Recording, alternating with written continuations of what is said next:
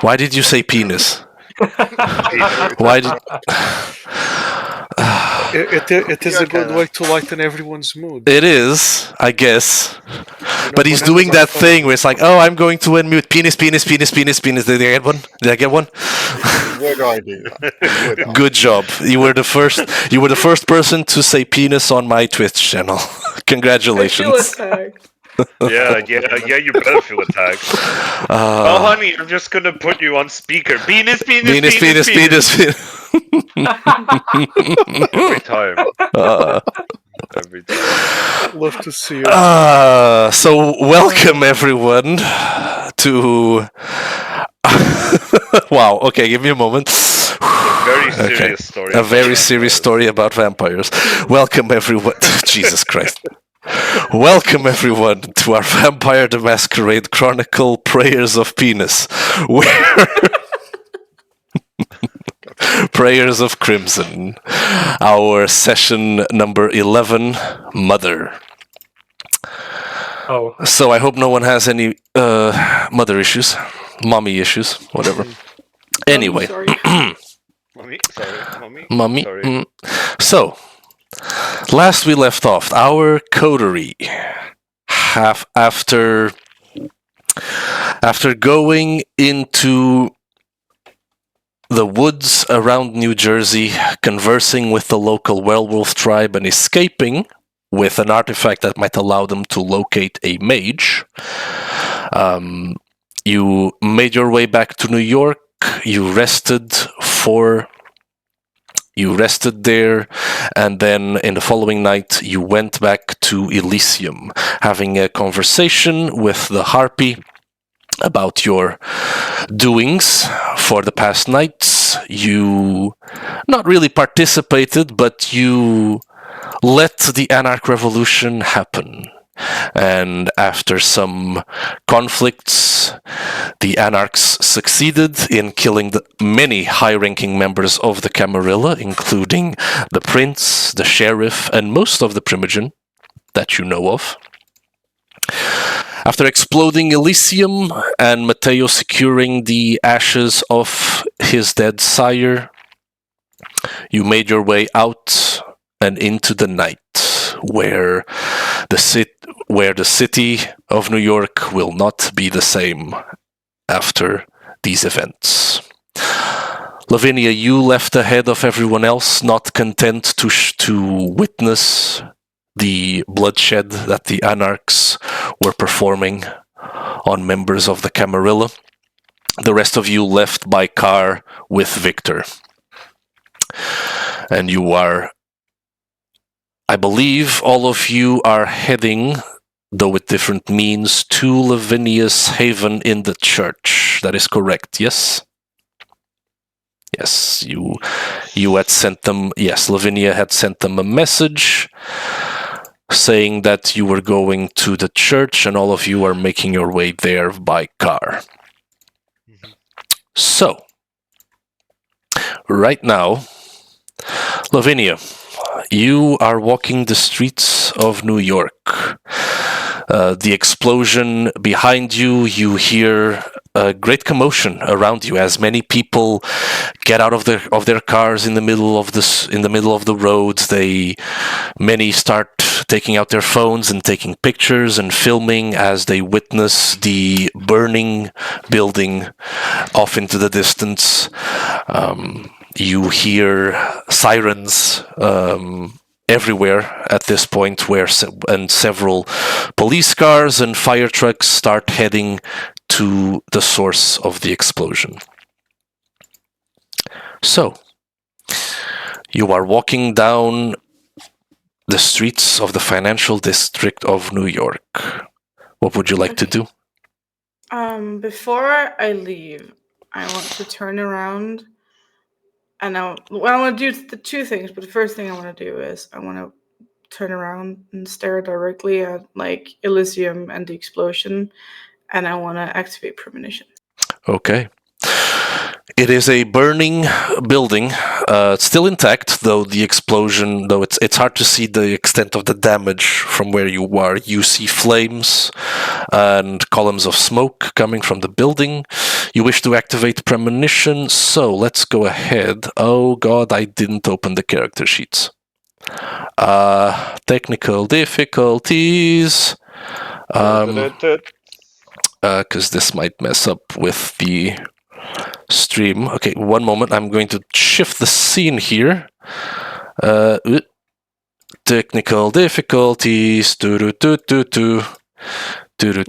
Excuse me. While I very quickly open your character sheets that I forgot to do. Okay. Occam. I knew I was missing something when I was preparing everything. I could feel it. I had a premonition that this would happen. Happens to me every time. Okay, Lavinia. I'm gonna switch it back. Oh god. Okay, there we go. Fixed. Okay, so Lavinia.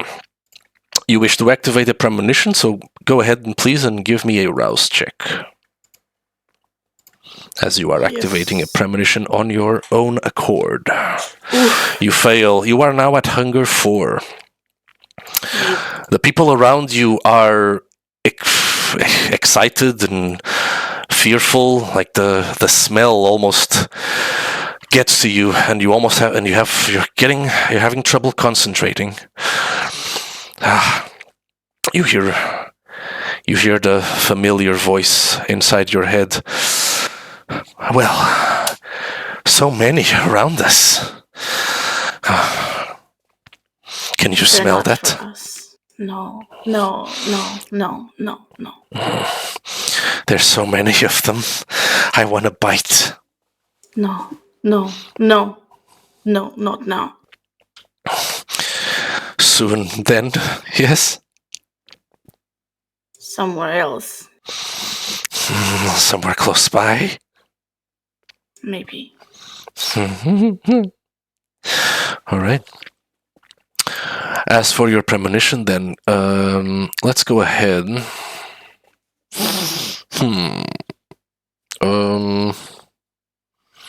Yes, give me a roll of your resolve plus your auspex. And are you trying to experience a premonition of the future, the past? What information do you try to find out with your premonition? I'd like to figure out if this is truly the end of the Ivory Tower in New York. All right. Make a resolve plus auspex roll. Give me a difficulty 5, please. 3 successes. You unfortunately don't have enough dice that are non-hunger to reroll for a success. But you still have a vision. You look upon the burning building off in the distance, and your eyes focus on its flames and the smoke that bellows up towards the sky. You see the smoke change shape as it meets the clouds. You see symbols that you recognize. You see a crown and a scepter. You see a rose.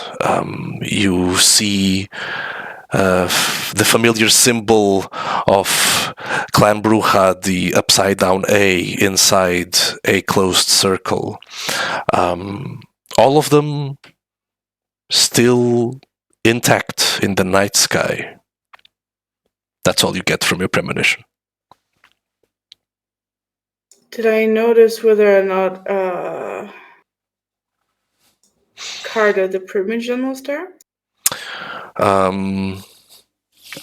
You did also see the symbol of Clan Malkavian, the shattered mirror. Whatever that might mean is up to your interpretation. Okay.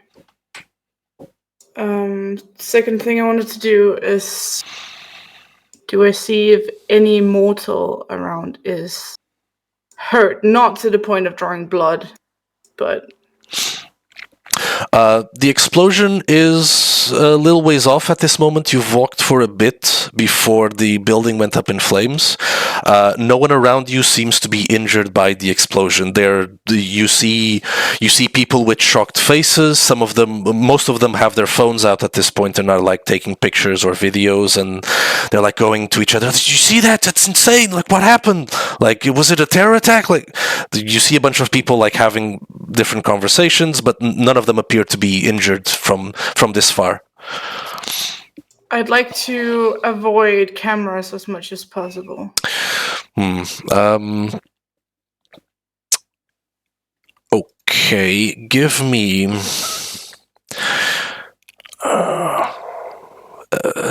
a wits plus awareness roll with a difficulty 3, please.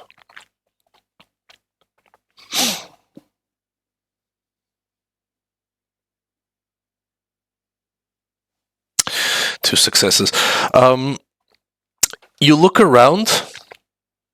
You don't spot any visible like street cameras.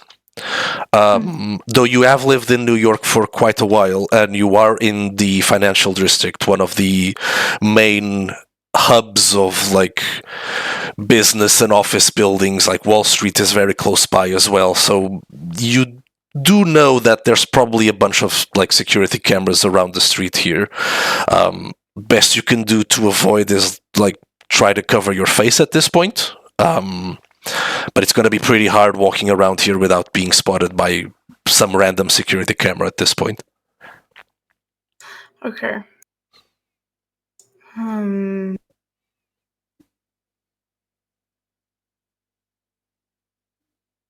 I'd like to walk into an alleyway. Like, if I would have knowledge of approximately where the most surveilled areas are, I'd like to walk out, like away from one of those. Yeah. Okay. So out of the like main streets, basically. Actually, no. Never mind, because unseen passage might send me into a frenzy. But I think maybe she just try to blend in. Okay. As much as possible, and like even because of her mask, like it means she's like survived for this long without being spotted like too much. So she'd like to like blend in, and every once in a while take cover of like a passing bus, and like switch route or whatever. So she takes a bit longer to get home to her haven. Okay. All right. As you do your best to avoid drawing attention to yourself, you take an extended route that makes you feel like fairly confident that you're doing your best to avoid, like, to just try to blend in with the New York crowd.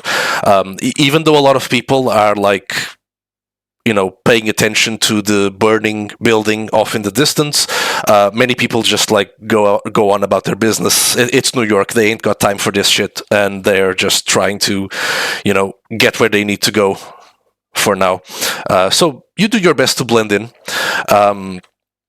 As you're walking through the streets, making your way through to your haven, eventually you do feel like a hand on your shoulder, and a familiar voice tells you, "Hey, you okay?" She turns around. All right. Give me a resolve plus occult roll with difficulty 8, please. Occult plus resolve, right? Yes. Oh, I know who this is. I know who this is too. Oh wait, no. I guess my brave ritual specialization will not do me any good here. I don't think so, no. No, I don't think so. 8, right? 8, yes. Good luck. Yeah, well. All right, 2 successes. You turn around and you instantly recognize Kamar.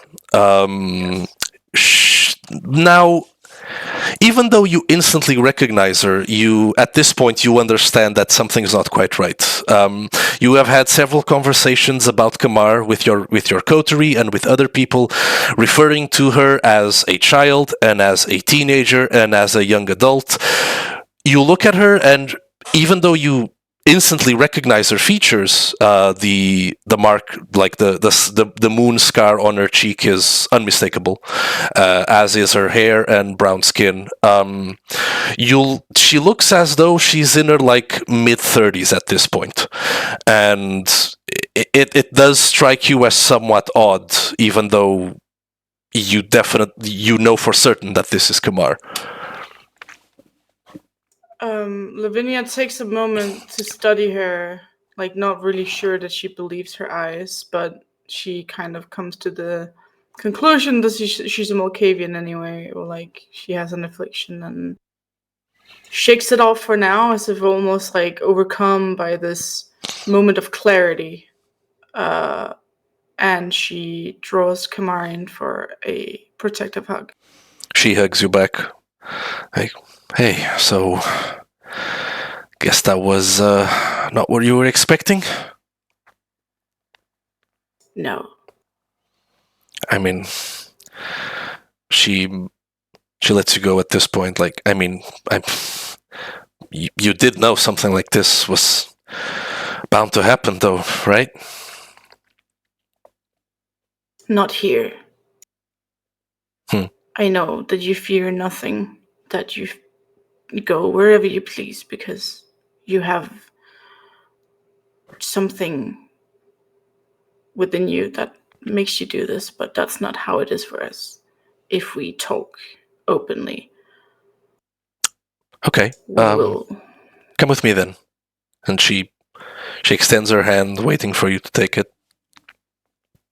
Lavinia takes it without hesitation. She grabs your hand and she pulls you off. You walk alongside her for like 10 minutes. It's odd. Like, even though like you're fully aware of where you are and where she's taking you, like it feels like, as you're walking with her, with holding her hand, it feels like you're walking through spaces you've never seen in New York before. There's a moment where she takes like a side path and the buildings are like a completely different architecture, and then for a moment like you're back in the New York like urban hellscape, and then all of a sudden you're in like a, it looks like as if you're in Central Park. Then all of a sudden you're back in then it appears like you're in like a suburban area, like it was in Brooklyn when you went to pay a visit to the hunters from the FBI. But eventually she does lead you to like a small park.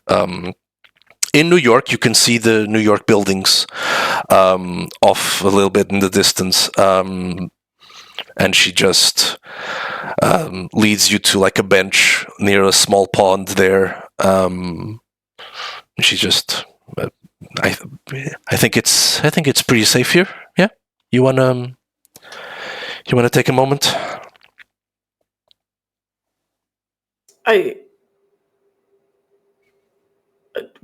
What's happening to you? I feel like I feel like are you changing somehow? I think so. Yeah. I'm not entirely sure how it works, actually, but yeah, I probably don't look the same, though you might not realize it. I don't know. Not entirely sure how it works either. But you're not. Are you dying? That's a loaded question. Well, I might not. Well, you know, we're all dying, if you think about it, I guess, right? Maybe not you, though, I guess. She like gives you like an awkward smile. I don't know. It's just the way it is, I guess. Are you okay? Yeah. No, I'm fine. I've made my peace with it, I think. Didn't really have a lot of time to it, but it works differently for me, time, the processing things and understanding things. It's a bit faster for me.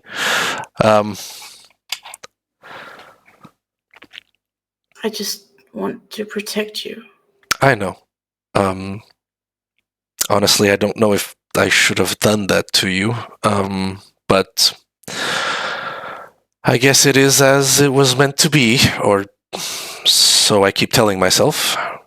Wait, done what to me? I don't understand. As it's... Look, I don't either. I'm going off on a script here, and it's basically something I had to do. Just have someone to help me out, and that someone ended up being you, and the other two as well. So, not all of us are supposed to help you? No, I think it's just... You can, I think. It's just that there's different... They think like there's different ways to influence what might happen, and I didn't really have time to take care of anyone else except you three, and now things move forward as they do. Look, I know this is confusing, but trust me, it's confusing to me as well. I'm not entirely sure what is going to happen. I know it's going to be difficult, and I know that it's not going to have an happy ending, but I don't know exactly what that means, if that makes sense. If Kamara allows, Lavinia will take her hands and say, "You don't have to do this if you don't want to." Thanks. I appreciate that. She doesn't look concerned. She has like a faint smile on her lips. Even though, despite what she's just said, like she does not seem to be like the slightest bit concerned. What are you? Did God create you? I mean, I don't know. I've heard different versions of how I was born. I guess if you want to believe that God made me, I suppose you can say that. Though I think you believe that God creates everything, right? So I don't think I'm any more special if you believe that. I don't know what I believe anymore. Do you want to talk about it? I think I can't tell what is reality and what's in my head, and I don't know why. Okay, so let's look at it piece by piece then. What are the things you're doubtful about? What specifically is making you think this? I have these shards of memories that keep coming back to me every once in a while. I remember pain, and I remember sisterhood and a lot of blood, and I don't think God heard me, and I don't even know if I was calling out to him. I don't know when God took over, and I don't know if I've even completed my vows.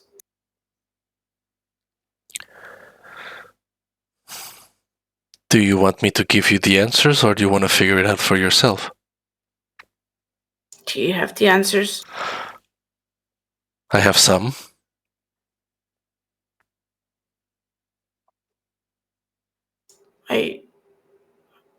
I want the truth.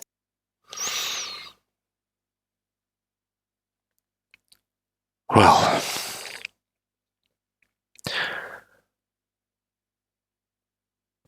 given how long you've been alive for, I don't think it's surprising that you've lost part of yourself to the years. The human mind is incredibly resilient, but it wasn't made to wander the earth for so long. The pain, however, is real. You were taken into a convent. You were a sister of the cloth. That much is true. And it hurt you. It did hurt you deeply to be cast aside like that from your family. That pain is real. Do you want to know how you were turned?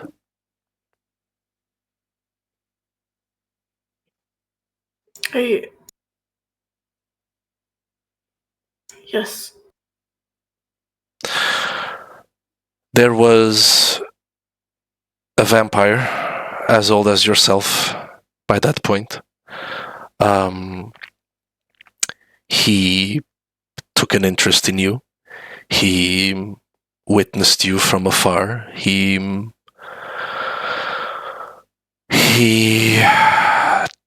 found your pain curious, which I know is a terrible thing, but he was not all there by that point. He was old, very old, and so he found you curious and eventually irresistible. He started, and she puts her hand on your hand and squeezes it tight. He took a special interest in you. He started to make plans to, at first to turn you into a ghoul, then to embrace you fully. But when the time came when he made himself known to you, he did not resist his urges, so he fed from you. He ended up killing you, and in a panic, he embraced you then and there. Blood is running down Lavinia's face. She puts her other hand on your face and tries to wipe away the tears as much as she can. Well, I'm sorry that I'm sorry that this life has not been kind to you. I know that his affliction is now yours as well, and that must be terrible to deal with. But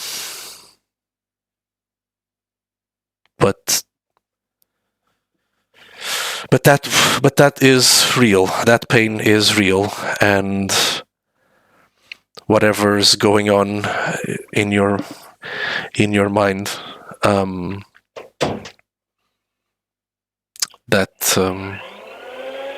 that is what happened. That much you can be certain of. That's what happened. And the voices. His affliction, now yours. He heard them too. Many of your blood hear it as well.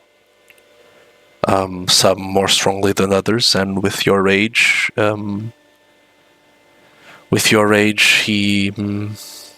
they are particularly effective in confusing you sometimes, or showing you more harsher truths, some say. So they're not God. They're not Lucifer. They're him. They could be God or the devil. They could be him. They could be both things at the same time. Sometimes it's hard to say. The ones that have your blood are complex with their afflictions, and given your age, who knows? They could be both things. I don't know.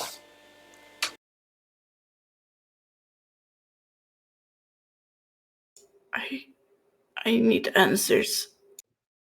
That is a mystery for many of your blood. I do not have a straight answer. All I can say is that maybe it is who you believe it is. Maybe it is the vampire who turned you, or maybe it is both, or neither. I cannot say for certain. I must go. Are you going to be okay? If he doesn't answer me, that is my answer. I must go home. Lavinia. Yes. I don't know what's going to happen in the future, but do take care of each other. And I'll see you all soon. Okay?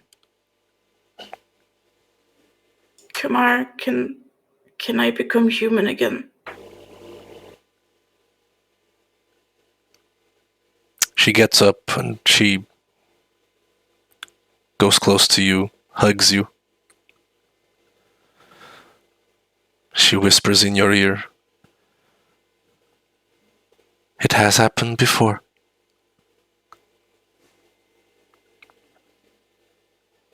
And do you hug her back? Yes.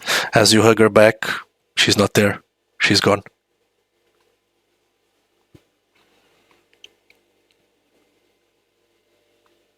Lavinia stands frozen in time, not realizing that Kamar is gone for quite a while. And once she opens her eyes again, she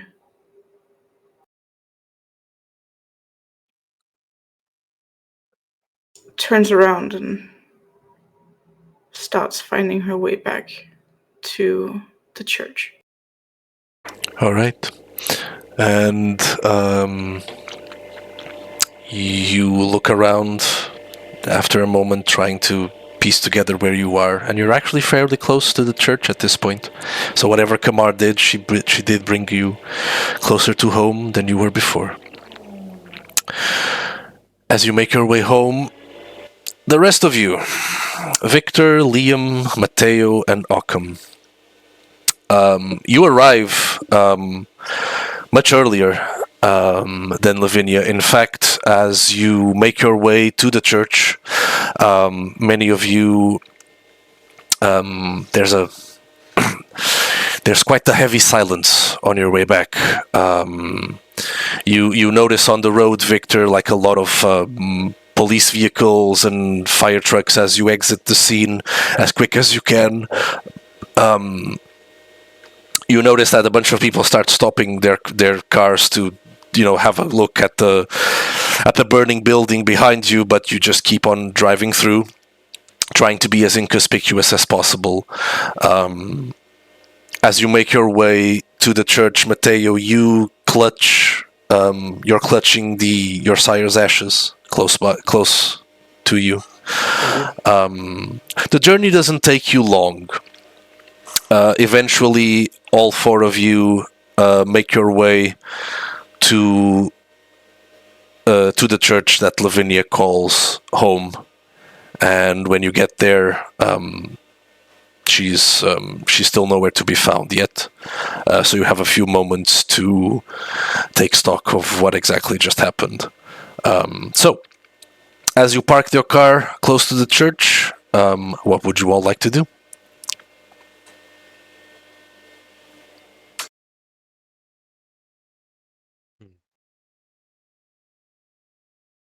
So after tomorrow, after we meet Oswald, what are you all gonna do? Don't we have a world to save?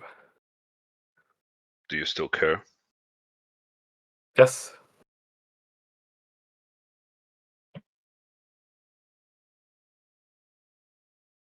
How about you, Victor? I haven't decided yet. You've told me once Victor only looks out for Victor. But if there is no world, I cannot look after myself.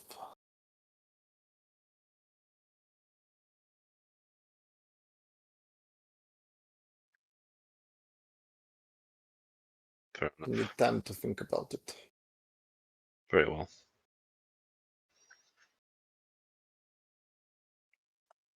I'm not gonna drag you all along in something that not sure of. In my opinion, we have undeniable proof, but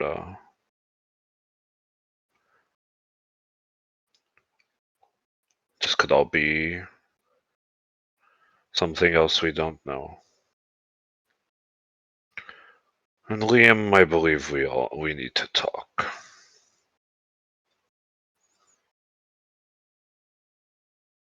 Why are you actually here?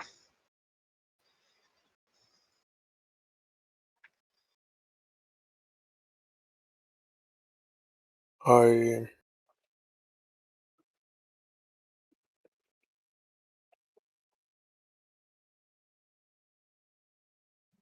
honestly don't know anymore. I saw the stunt you pulled with the big Russian fuck earlier. What were you thinking?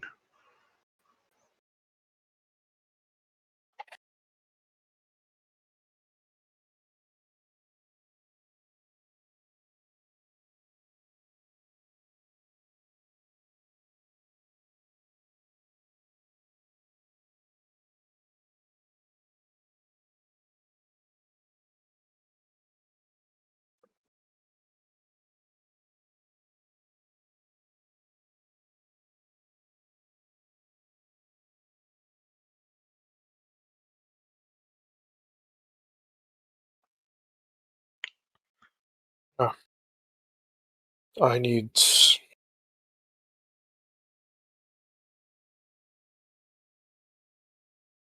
some time. Yeah, you'll have time. I hope. Tomorrow will tell. Let's Let's try to see if the sister is okay. And Occam gets out of the car and tries to head into the church. All right. Does anyone follow Occam? I think Mateo Victor's going to stay by will his car. circle around once. Check Alright. the area. Are you going to leave your sire's ashes in the car? Or are you taking them with you? Taking them with. Okay. That's too precious. So there's a handsome-looking fella wearing a suit, just clutching like an urn, just walking around the church in the middle of night in New York. Okay. It's perfectly normal. Nothing too strange, really. Okay. Victor, as Occam and Mateo leave, Liam, are you going with, or are you also staying by the car? I'm going to linger next to the main entrance. Okay. As Liam heads to the main entrance and Occam tries to find a way inside, Mateo takes a look around the church. Victor, you get a phone call from an unknown number.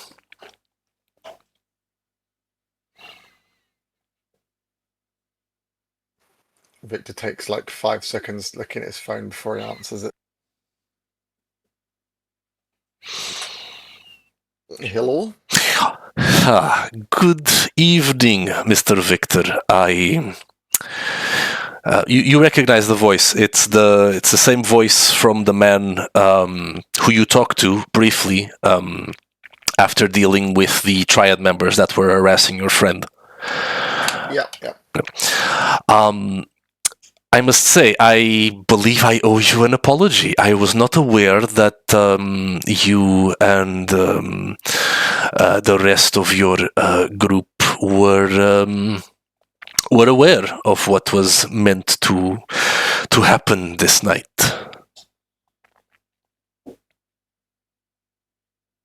Got lucky. Indeed. Well, I thank you, first of all, for not, how do the Americans say, spilling the beans on our little revolution. Now, last time we spoke, I did request you to perform a favor for me. I don't suppose you are still interested in doing that, yes? Now is not the best time. We can do it at some point. Oh no! I do not mean for you to perform this night now. I'm just thinking, perhaps, given certain events of tonight, I believe perhaps it would be good for us to have a proper face-to-face conversation.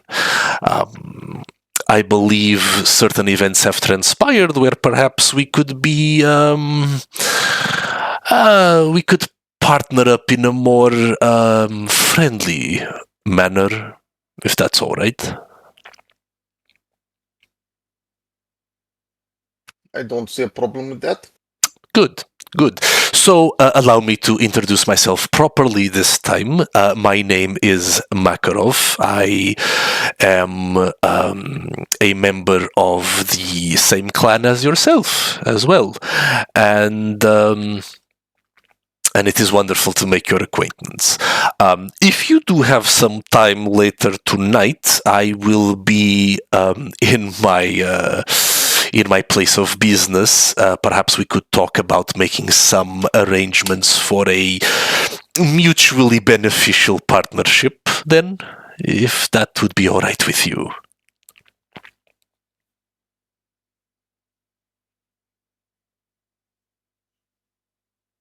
You want me tonight? If it works for you, yes. I do not have any outstanding business to take care of, so I will be here in my office for most of the night. We could meet.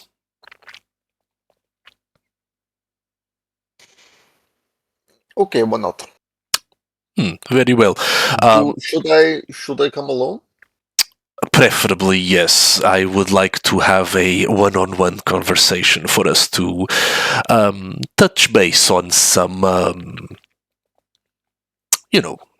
touch base and see where we might stand in a partnership of sorts. If that works out for you, and if you are interested in what I have to offer, then we can formalize our a business agreement.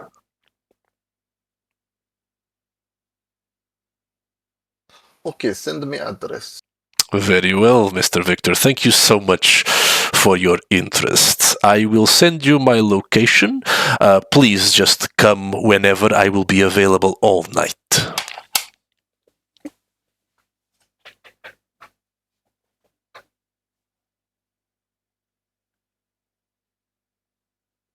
Sounds good. And Victor hangs up. All right. You disconnect the call. Shortly after, you get a text message detailing an address that you gather is somewhere in the Bronx.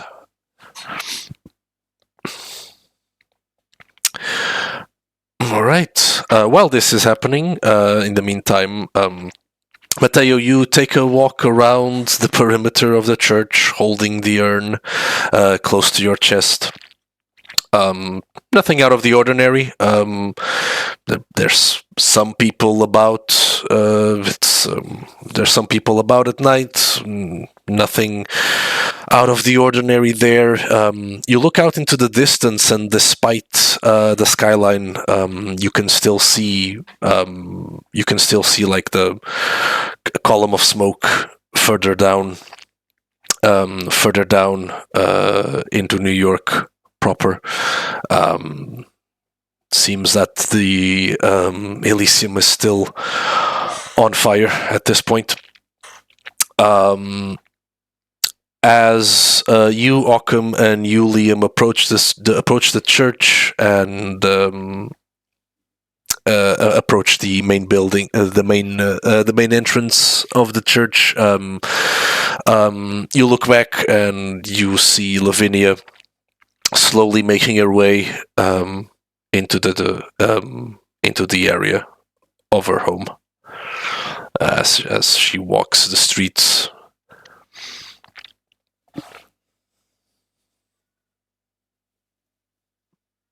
Brings him a little bit of satisfaction to see that thing burn. I think Occam slowly approaches Lavinia. Lavinia, as you keep slowly walking, you hear footsteps, and you see that you've pretty much arrived now at the church. You see Victor's car and Mateo just off to the side there, and Occam is approaching you.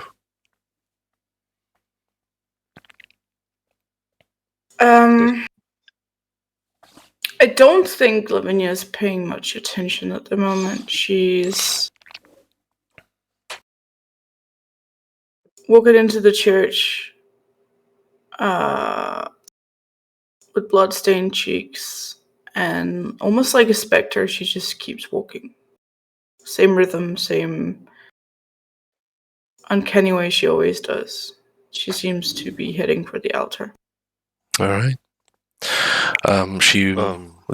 Lavinia just does not pay attention to you. She raises her head. She does notice you all, but she just keeps walking to the main building, She opens the door to the church, and she just walks in to the altar.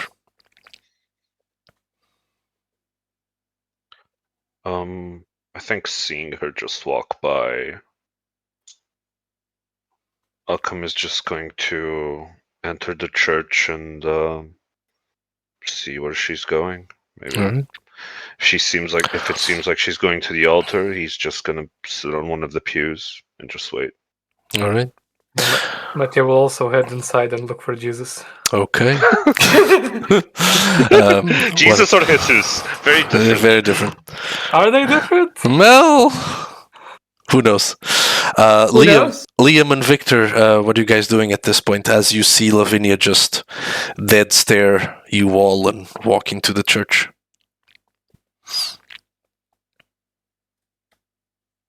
Victor's just going to stay by the car, keep an eye out, make sure they haven't been followed.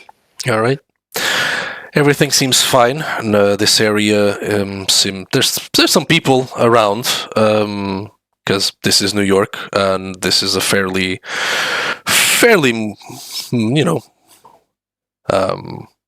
fairly well lit area for right now, and there's some people around, but no one seems to be paying attention to you all. They're just going about their business. What about you, Liam? What are you doing?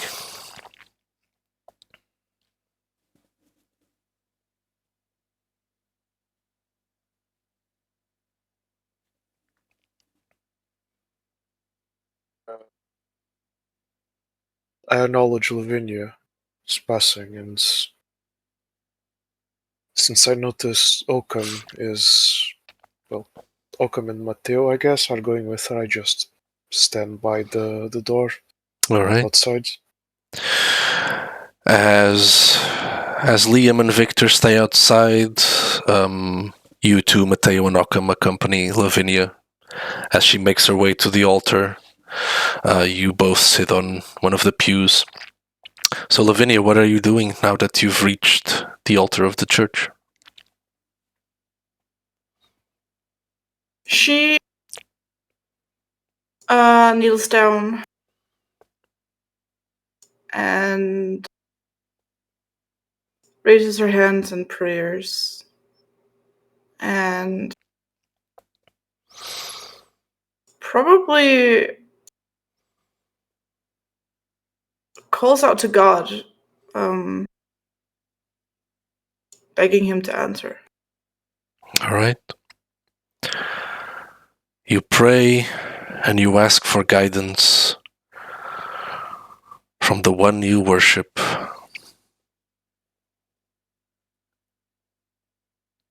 As you're doing this, Occam and Matteo, as you're sitting on the pews, you hear a familiar voice. I don't think she's well at the moment.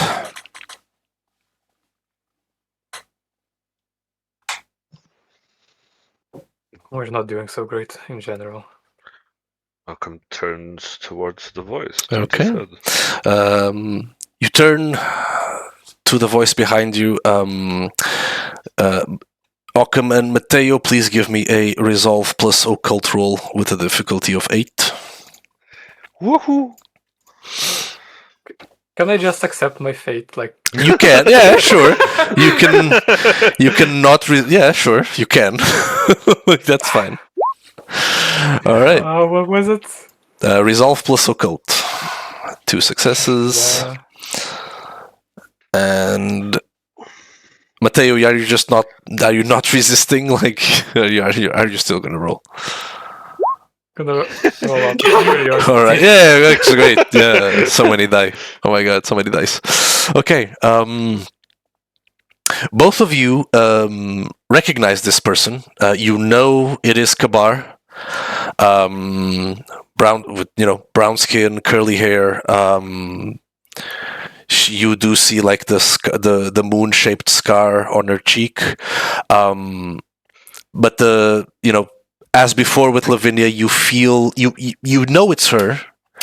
You know that you know that this person, like instinctively, you know that this person, like that you just turned to is Kamar, but at this point you also feel like there's something wrong that's been happening, as you also had conversations about referring to Kamar as a child and as a teenager and as an adult, and at this point you do see like what looks to be like a 30-something-year-old Kamar.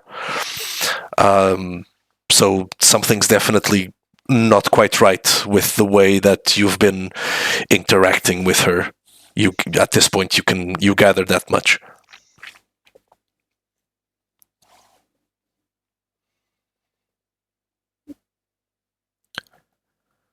Are you getting older?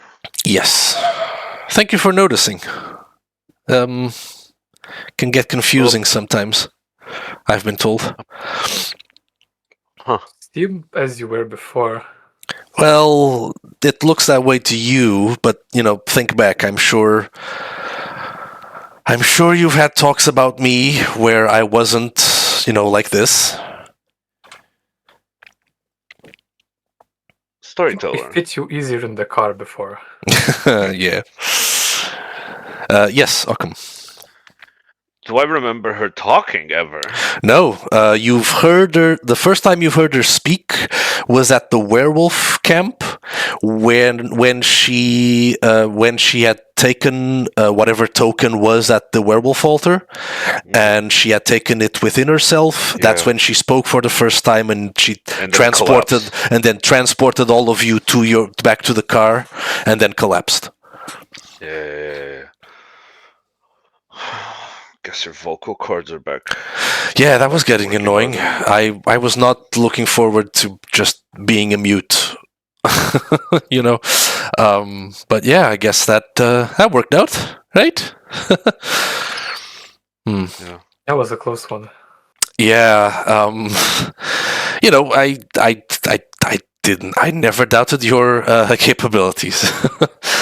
Thank you, really. That was that helped a lot, and one step closer. So that's nice. Now that you can actually talk and not just shrug your shoulders at me. One step closer to what? Well, I've seen you read some books. I'm sure you can gather by this point, or at least have an idea of what might be happening soon. So everything in the book is real. I mean, I wouldn't say everything in the book is real, because some pretty wild and crazy people also wrote some stuff in the book. But some of the book is real, definitely, yeah. I mean, you're all proof of that, technically. So Kane is real. In what sense? Father of all vampires. Come to judge us all. Debatable. Interesting. I don't think he's very interested in being a judge at this point, but he's gonna be doing something. That's for sure. Something is interested in being a judge. Someone will Kane is be a around. judge. Define around. Like he walks, He has legs, if that's what so you he mean. is around. It's complicated. I don't know who he is. What happens if you fail? If we fail? Then it all happens a little bit sooner. I don't mean to burst your bubble or anything. Like, you're not preventing what's meant to happen, Occam. We are postponing it in a way where everyone gets a chance. How big of a chance? Slim. You want numbers? Like, I can do the math for you. But you're not gonna like the probabilities. How long? Years, decades, months? Does it minutes? matter? Does it matter when you're immortal vampires? Well, When did we Can't teach you maths? When you gave me the lighter. Oh, Stuff comes and goes depending on what you give me. It's weird. It's like stuff I already knew before, or stuff or stuff that was there but I couldn't remember. I don't know. I don't really understand it. No one ever explained how it works. no. who are we giving a chance to? Everyone. Even us? Every poor soul, from vampires, humans, the werewolves, everyone gets a chance. Everyone needs a chance, Occam. Funny. I always thought we threw ours away for eternal life. Oh, that's a bit dramatic. Have you met me? Yeah, you're right. I'm nothing if not self-aware. Yeah. What about for those already dead? Them too, in a way. Them too. Yeah. The end of everything guarantees the end of memory. And, you know, those that are already gone need to be remembered. So, yeah, them too, I suppose. Yeah. Who is the end of everything? Is it the worm the werewolves keep talking about? Well, it depends on who you ask. I figured it did. What the werewolves would call the worm, I guess you would call something else. I mean, the book talks about it. You know how it goes. It's not, that part's unfortunately not entirely a lie. Not entirely specific either. Yeah. But you know who it refers to. That'll guide you in figuring it out. You're smart. Yeah, well, starting to think I might not want to figure it out. Well, I never thought I'd say this, but maybe some things are better left and some treasures are better left buried. Some books are better left shelved. yeah, I guess, but we gotta do this. We gotta give everyone a chance. You get older each time. Yes, kind of. I don't know if I get older or if I'm just... Time works in a weird way for me. Like, how long has it been since you last saw me? A day. At most. It's been a lot longer for me. Oh. So, like, I get busy, I try to figure stuff out. I try to do my best in helping you. Just tell me one thing. Yeah. Heaven and hell. What about heaven and hell? Are they even there? Who? You said we were giving even the dead a chance. Yeah. Surely there's something. There is.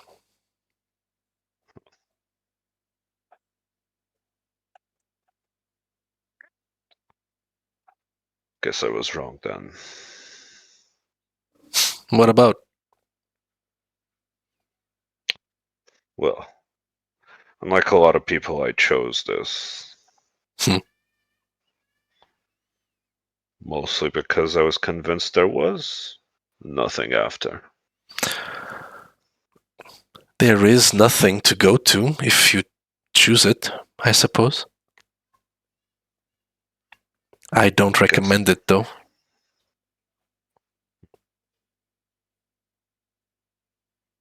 You've seen it, in a way.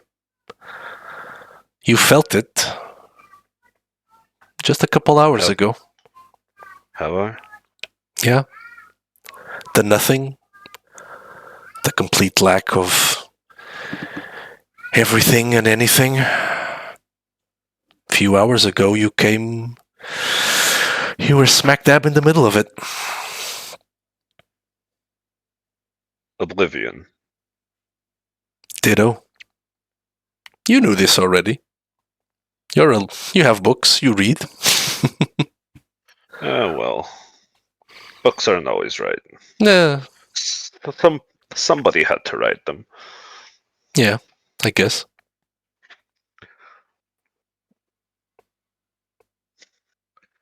So there's either something or oblivion. Well, that's a simple way to put it, but yes, I guess. Do we get a choice? Everyone gets a choice, Occam. Come on. Why do you think you actually think you have no soul to speak of? Come on. The thought has crossed my mind. You can always try. Might as well, right? That's happened before. If the end of the world is peeking around the corner, then all bets are off, right? Pretty much. Are you gonna survive this? That's a complicated question. Define survive. Will you be alive at the end? Yes.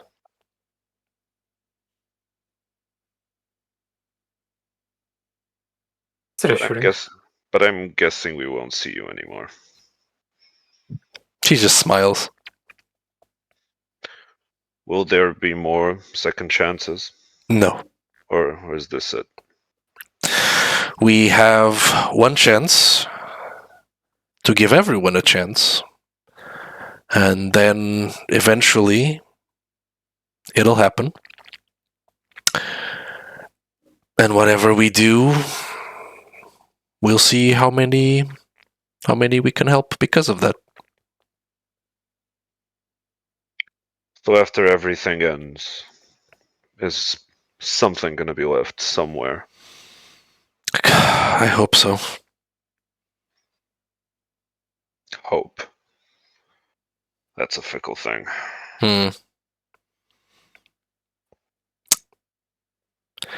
Don't dismiss it quickly. More so a fan of grim determination. Oh, I like that as well.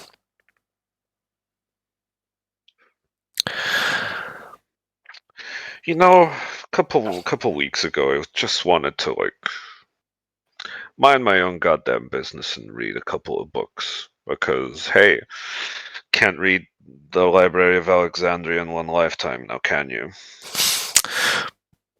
If you had time, you could read most of it, I think. Yeah. No, we're trying to give the world a little bit of extra time, or die trying. Well, die is as a matter of speaking. Yeah. but why us and not, I don't know, somebody like Bjorn, somebody that's actually living? You were at the right place at the wrong time, or vice versa, or it was just chance, or it was fated to happen, or I don't know. So one of us got the short end of the stick, is what you're saying. Someone did. Great. I don't know. Fate. I don't know why things happen. They just keep happening. And I, like you, I try to make sense of it. I don't think there is fate, no, Matteo, but, I mean, I don't think there's a script, per se. I think we're all just very predictable. You know what I mean?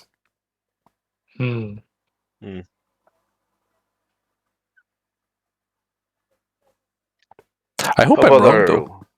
How about our little friend out there? Is he predictable? Which one? The one that breathes. He's a weird one. Because I know the other one is. I know what stuff he's made out of. Victor is old, and like any old vampire, he has his issues. But I think in the end, he will, he'll come through with whatever he needs to do for all of you. I hope. Liam is a weird man. There's something about him that I can't quite put my finger on. The dead are easier to read than the living. No. Makes sense if you think about it. I think you can trust him. I don't know what his role in all of this will be in the end, but I hope he gets his chance as well. For all our sakes, I hope you're right.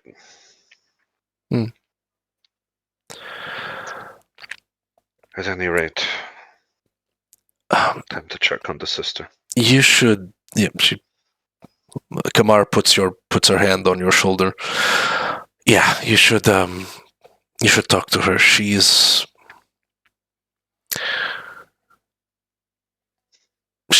I think she's having a crisis of faith or identity or both.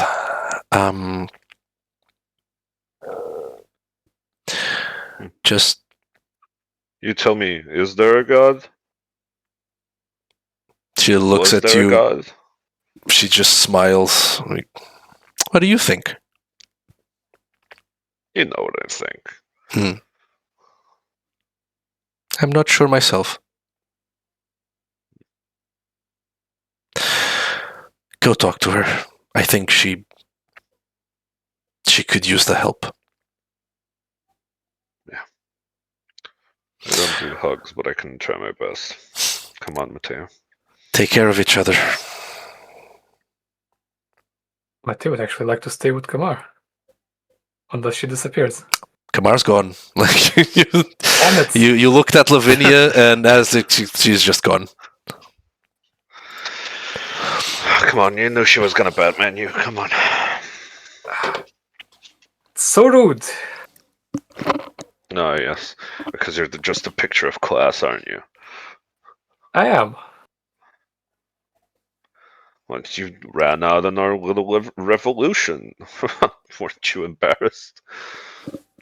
I had things to take care of, and he jostles the ashes a little bit. Well, so does Kamar, I'm sure. Anyway, come on.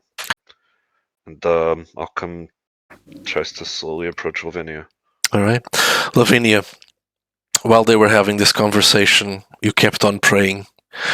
You kept asking for something, some sign of God, some answer, some guidance. There is no response.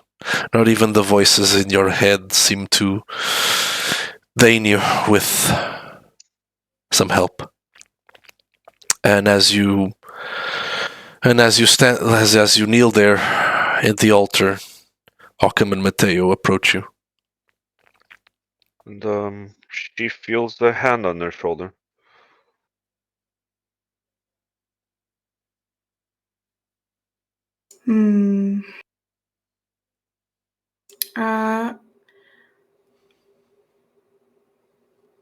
I think initially Lavinia might try to shake his hand off her shoulder, and continue to pray vigorously, but you can see her get more and more agitated because she's clearly not getting what she wants. I think Occam's just going to sit down next to her and just be there, I guess. He's not good at these things.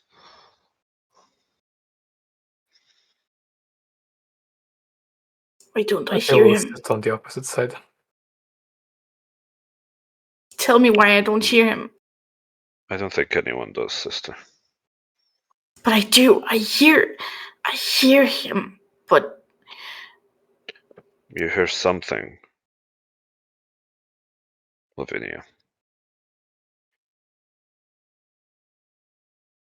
Doesn't mean it's him. And if it's not him, I'm not going to pretend like I know the blood of Malkav. Nobody really does. Everything is speculation. Even God. And the one chance I have to find out was taken from me. What In the chance was ashes of the ivory tower. Why did you say that? I don't know if the Primogen was there when they... Carter? Yes. He's a wily one. Maybe, but he knows things. Why do you think he would know that? Because the Primogen of our clans is supposed to represent all of us, you know. He should know, right? If not him, then who would know? Well, if you do hear devil sometimes, then if the devil is real, then God should be real too. But I do hear God. I hear him. He praises me for my good actions. He forgives me. But I don't hear him now. Oh well. Maybe the Lavinia. devil is toying with you. Lavinia. The only reason they call it a crisis of faith is because you had some to begin with. Certainty is not faith. But whatever it is that you believe in, we are odd creatures. We do not make sense by any measure of, I guess you could call it science or physics, or be it what it may. By all accounts, we are magical. If we can exist, so can a lot of other things. There are texts. There is the Bible. There is the Book of Nod. But they were all written by someone. They were not written by a creator. There is no word of God. But there is belief and there is faith. But I don't even know if this faith, if it's my own.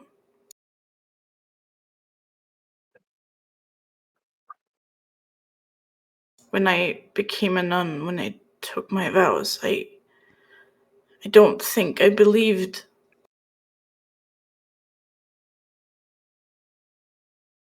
Then why do you believe now? I don't know.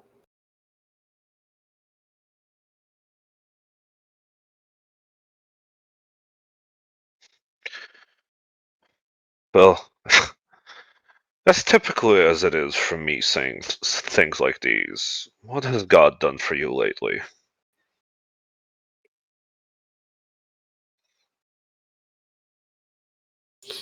I don't know.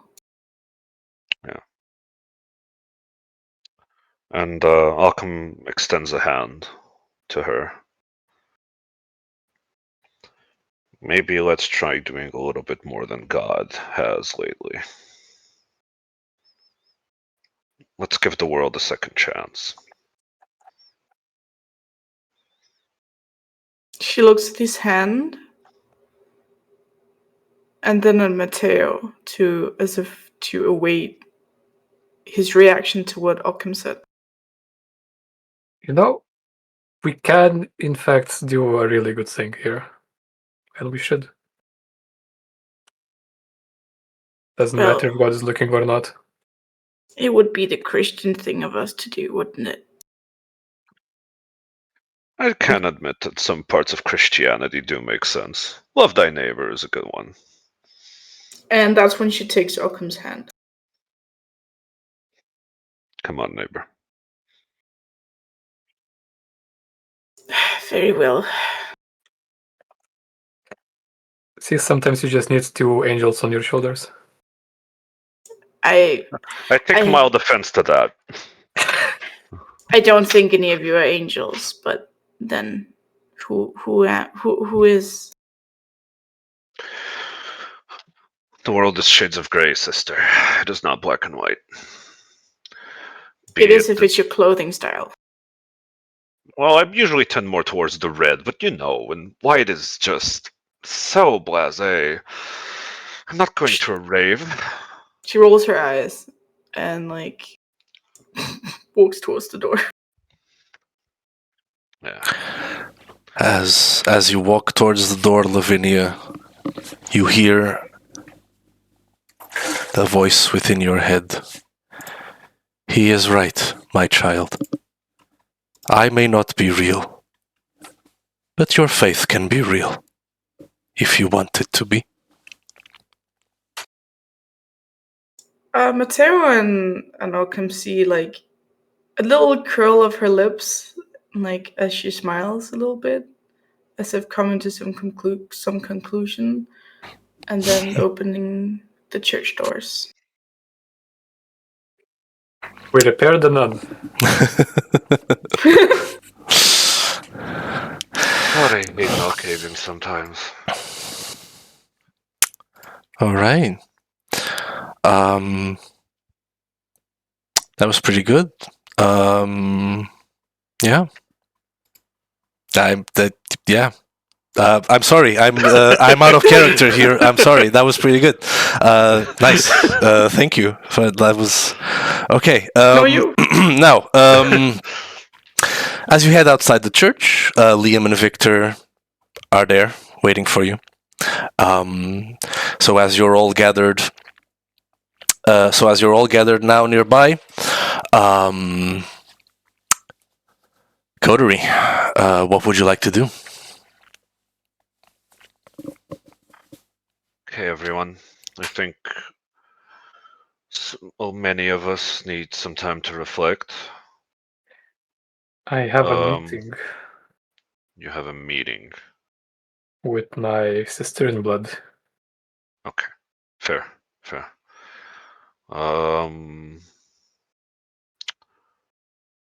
Feel like Mr. Liam needs some time to think as well. And Occam knocks on the cars on the driver's side window of the car to get Victor's attention. Victor leans round from behind the car and says, Who you knocking for? I'm around here, you fool. Listen, that's been a long night, okay? Anyway. I assume you all have things to do today. Yes, I have to meet someone. Yes, that seems to be a trend lately. I feel like it is best we part ways for now. Maybe Do people want lift anywhere before I go? I think I'll hail a cab. But we should meet tomorrow. If you want, we can meet at my haven before we go talk to Oswald, and we'll see what comes of it. I do not necessarily trust the Anarchs more than I trusted the Camarilla.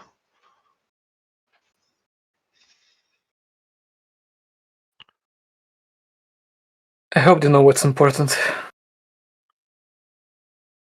I doubt it, but they might stay out of our way more, which is preferable.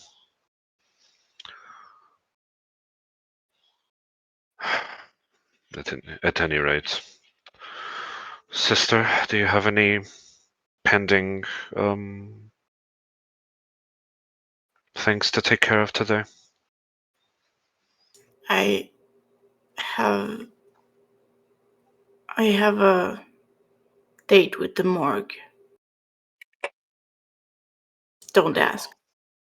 Very well. Very well. I won't. Liam?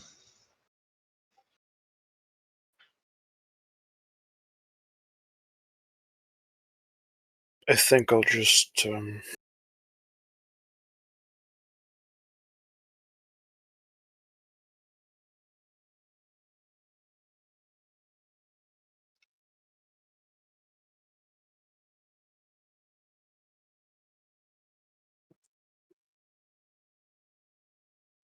no.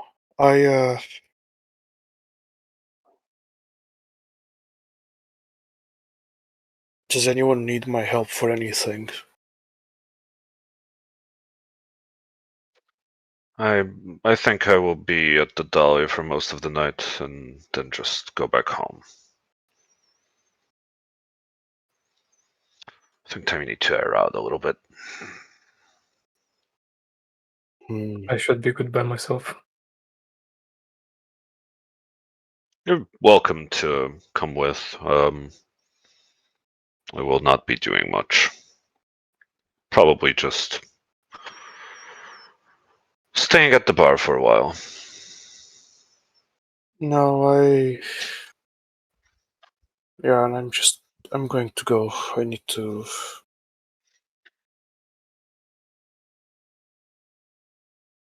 get away from people right now. That is fair.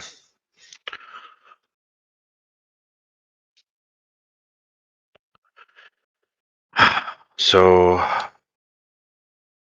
meet you all at sunset tomorrow. Yeah, likely. Yeah.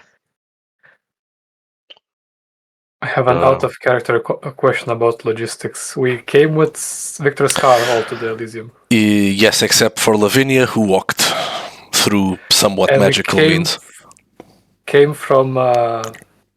You came from Elysium. Haven. Yeah. So, Hmm? the night started with everybody at my place, or most Right. everybody. Yeah. Mm-hmm. Then we all came with Victor to Elysium. Yeah. And then Lavinia came to the church by herself, met Kamar. Yep. And everybody else went with Victor. Yep. Which means... how come are you visiting your haven first? I can, if you want. Why? Well, I left my car there. Oh, sure. I'll hail us a cab. Maybe you can give me a ride to the club after. Yeah, that's a good idea. Sounds good. Let's go. And I'll come phones up Kramer to take him back home. Okay. As Occam and Matteo make their preparations, what's the plan for everyone else? Lavinia, where are you headed? A quick trip to the morgue to feed on a newly passed away body. Oh, you're doing that. Very well. We'll get to that in a moment then. I assume you're having Jesus take you to the nearest locale? Very well. What about you, Liam?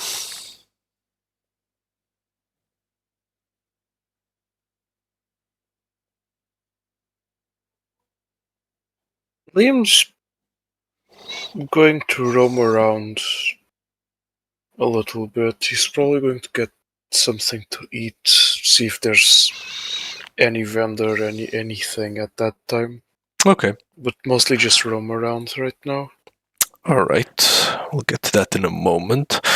And Victor, you, I imagine, are going to take your car and head to your meeting with Makarov, yes?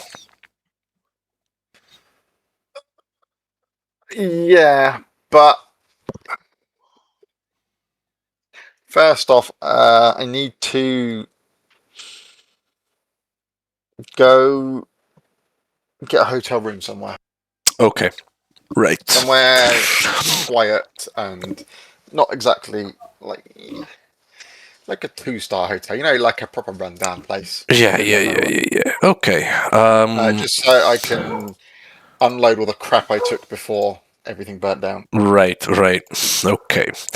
Somewhere quiet. We'll get to that in a moment, so hold that thought.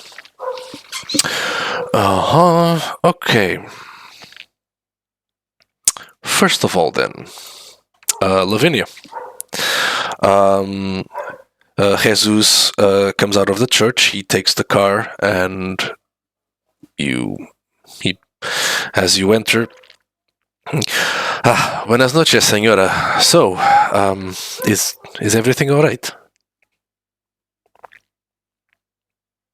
I think you may have been right about the cloth. Well, I am sorry, señora.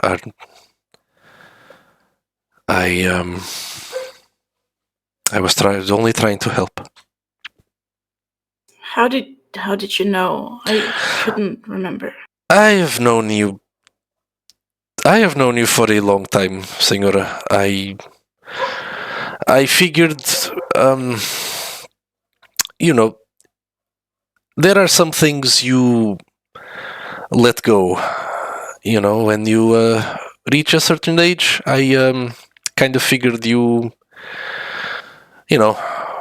people like you, they forget these things sometimes. I've heard it,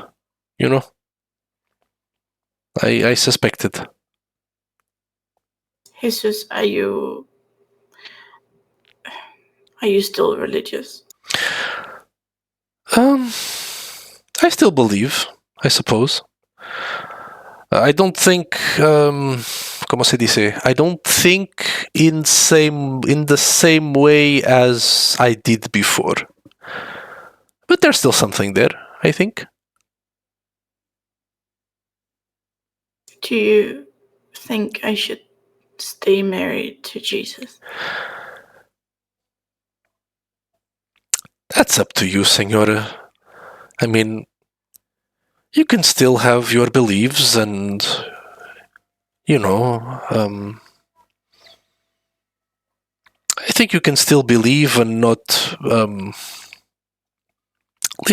constrict yourself from other things, señora. It's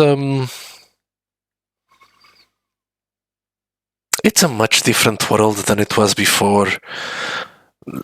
There is much joy to be had in the world, and I don't think your beliefs should constrict you so much. Do you understand? I understand. It's up to you to, stay married to Jesus or not. But what that means can be something different for you.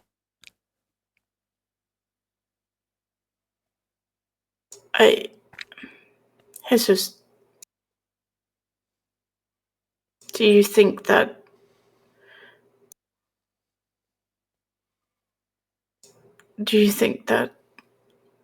I should help the people trying to fight evil? Well, that depends on what they mean with evil, señora. Do you think my kind is a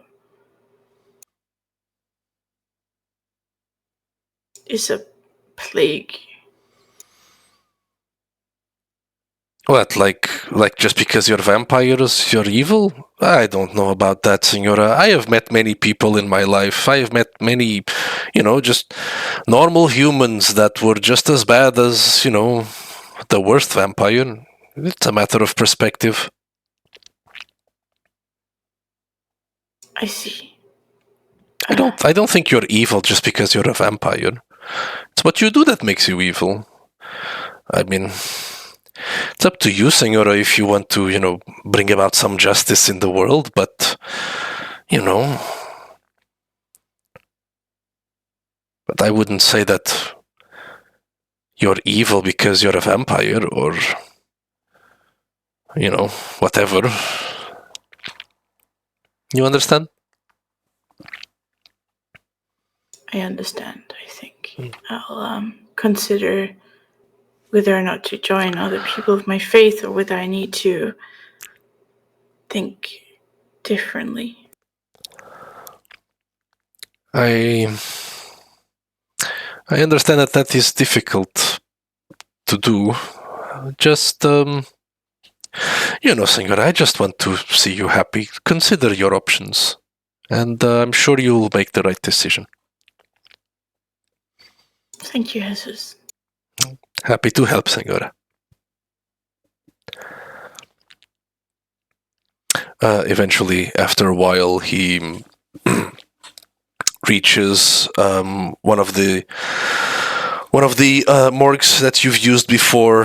He reaches one of the hospital buildings that you've used before. He parks near one of the side entrances there. He gets out of the car, like, okay. He pulls out a notepad and starts. Okay, I remember this one. I think I can get you an opening there. Is this for you to feed, Senora? Yes. Okay. So today is okay. So I can. All right. So he pulls out his wallet, and yeah, I think I have enough, Senora. Let's. All right. Come with me, and he leads you to like a side, like a side entrance. Okay. Okay, Senora. Just stand here for a little bit. I'll be back soon. Okay, and I'll make arrangements for you. All right. Thank you. All right.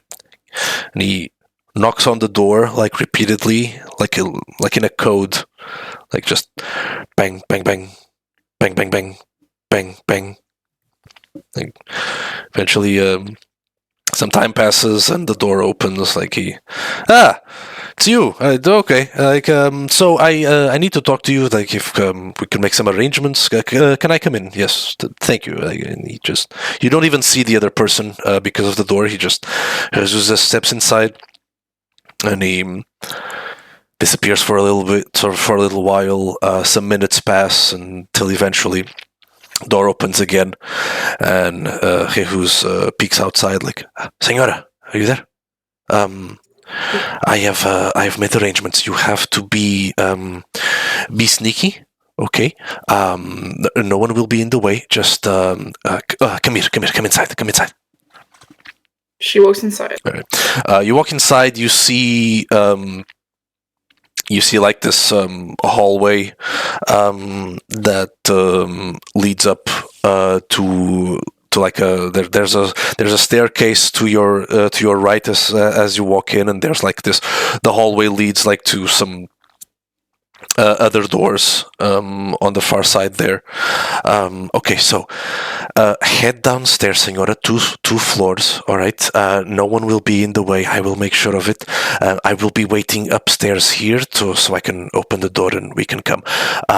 If you do see someone, then just try to be gentle, please. There's not supposed to be anyone there at the moment. I have made arrangements. You're looking for. He flicks his notepad again. You're looking for shelf 24D. That would be an okay one for you to use. Okay, down there in the morgue. Okay.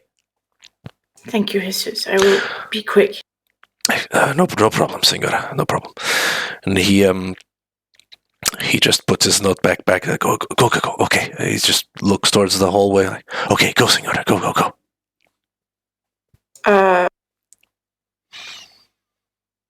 Lavinia will activate Silence of Death. Okay. And then walk down the hallway. Right. No footsteps are made as you walk down the stairs into the morgue. As quiet as a church mouse, you make your way down. Eventually, as you follow Jesus' instructions, you reach the basement floor 2 of the building. You look that there's a sign right in front of you as you head your way down that says morgue. You head to the right there and you keep following the signs. No one in sight. This floor seems, at least this hallway, completely empty. You see some hospital equipment, and you do notice that there's a couple of doors on the hallway. You keep moving to the. Do you want to keep move? Excuse me. Do you want to keep moving to where the morgue is indicated, or do you want to explore a little bit here? I want to see what do the signs on the door say. All right. Well, there's seems that one of those is the office of one of the coroners. The other seems to be like some sort of like storage unit with like some medical equipment there, tools, the kind of stuff you'd find in like a like a closet at a hospital there. Mostly like for probably to some sort of like procedures for like patients that are already deceased. There's like a break room that you peek in, but there's like no one there. They have like a TV and like a water, like a water cooler and like a coffee machine as well. You peek around and you find like there's like an operations room as well, probably to perform like autopsies and stuff like that on the bodies. But nothing really that catches your attention, and you don't find anyone else at this point. She's gonna head straight for the morgue after that. All right. You head towards the morgue. As you enter, you see like these rows of like, your typical like cold storage shelves on the morgue. Like they're all labeled with numbers and names as well. She's going to go for 24D. As All right. Jesus. You search the shelves. You look for 24D, easily accessible for you. The name there on the shelf just says John Doe. So whoever this was, they have not been able to identify him. Okay. Well, she opens the thing. All right. As you open the shelf and you pull the body out, you see the deceased body of a 30-something-year-old man, brown short hair, some bruising on his arms. He might have been in a fight recently, but white skin. Slightly pale. His eyes are closed at this point, and the only thing he's actually wearing is like some simple shorts to conceal his privates. She finds she's done this before. So she looks for one of the big arteries so she can quickly feed since the blood has stopped moving. All right. You find the desired artery and you sink your fangs and begin to feed. You've done this before. This does satiate you, as the Jesus made sure that the body was relatively fresh, but the blood doesn't taste very good. His heart isn't beating.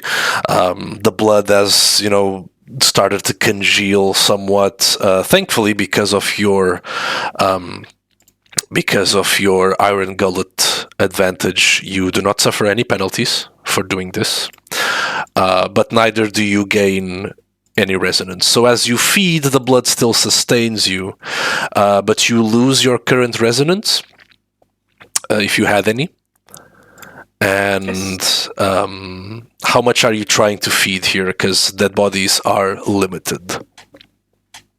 As much as she can. As much as you can. So, yeah, I'll say he's freshly deceased, but he's still deceased. And, I'm going to say you can take away one hunger from this. Okay. Yep. So you take away one hunger, and sometimes as you're drinking, the blood is thick, and you have to take a moment, get that weird aftertaste out of you, and then you feed a little bit more. When you're done, the body doesn't look the worse for wear. might be slightly paler than when you started, but no way for you to close the wound on the dead body. But you've done this before, and Jesus knows what to do. The body will soon, be processed, most likely. So no need to worry about that at the moment. I see. She is still hungry and will try for to not hog up too much time. She will try to look for maybe someone working there. Okay. Do you head outside of the cold storage unit then? Yes. All right. You finish feeding, put the body back inside, and you start creeping around the morgue. How wonderfully dreadful. So, who are you trying to find? What's the plan here? What kind of person are you trying to look for inside this area of the hospital? Preferably someone who is very much in pain mentally or grieving of some kind. Might have trouble looking for for that sort of prey downstairs. You probably have to go up into the hospital proper to check on maybe a patient or a family member. Down here, if you wait, you'll most likely just find staff, like the coroner or maybe a nurse, or might not necessarily be someone that you're looking for. Okay. Well, she's going to find whomever she can. Okay. But an isolated victim. Okay. After some time passes, you do start hearing people coming down the stairs.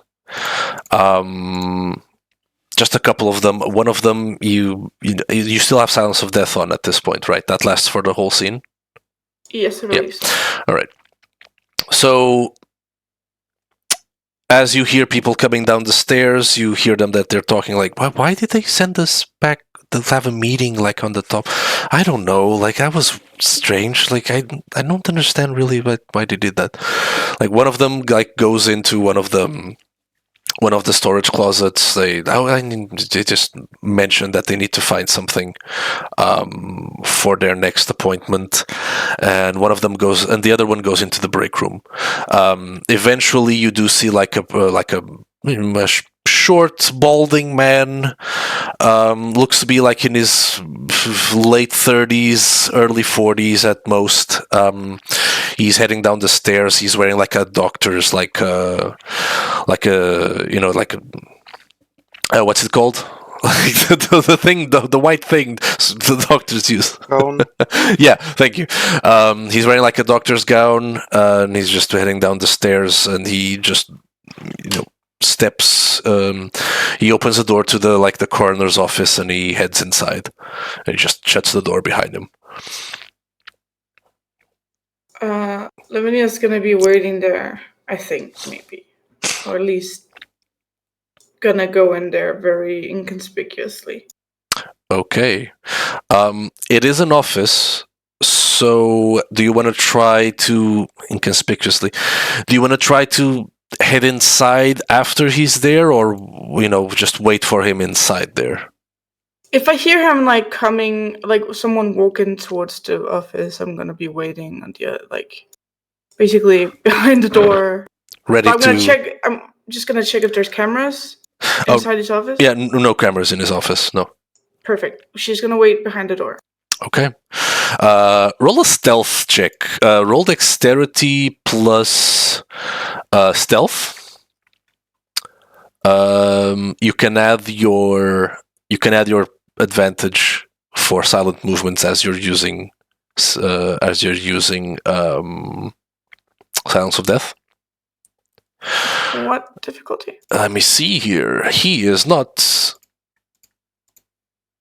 Let's see. Where's the coroner? I was prepared for this. Wow, difficulty 2. Amazing. Fantastic. Wonderful. Go ahead. 3 successes. Okay. He opens the door to his office, unaware that you are already there. As he lets the door close behind him, he does not know you're there. What do you do? She is going to quickly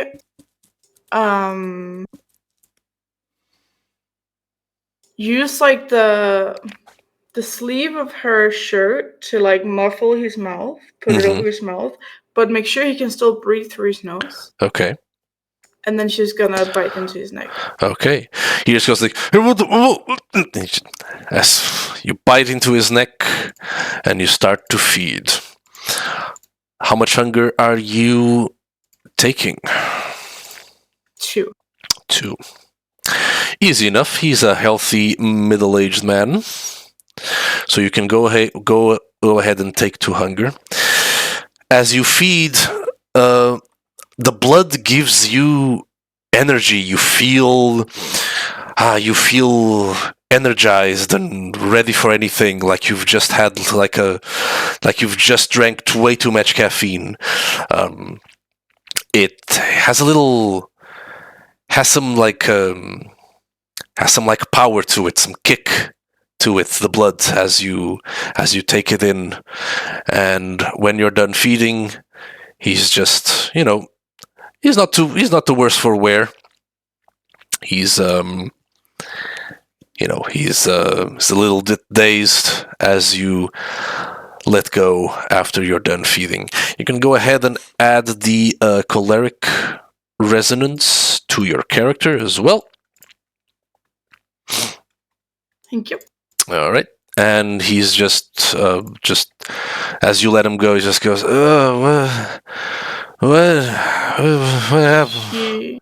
She's gonna lick his wound closed. Yeah. And then she's going to look him in the eyes. Who? And whisper, Hurry. Forget. His eyes go into like a blank stare, and he just looks at you like he's not focusing on you. He's just like, he's looking at you, but it's like he's looking past you at this point. He just stands there, not saying a word, just going, The moment she realizes that the dominate power might have worked on him, she exits and uses Silence of Death again. All right.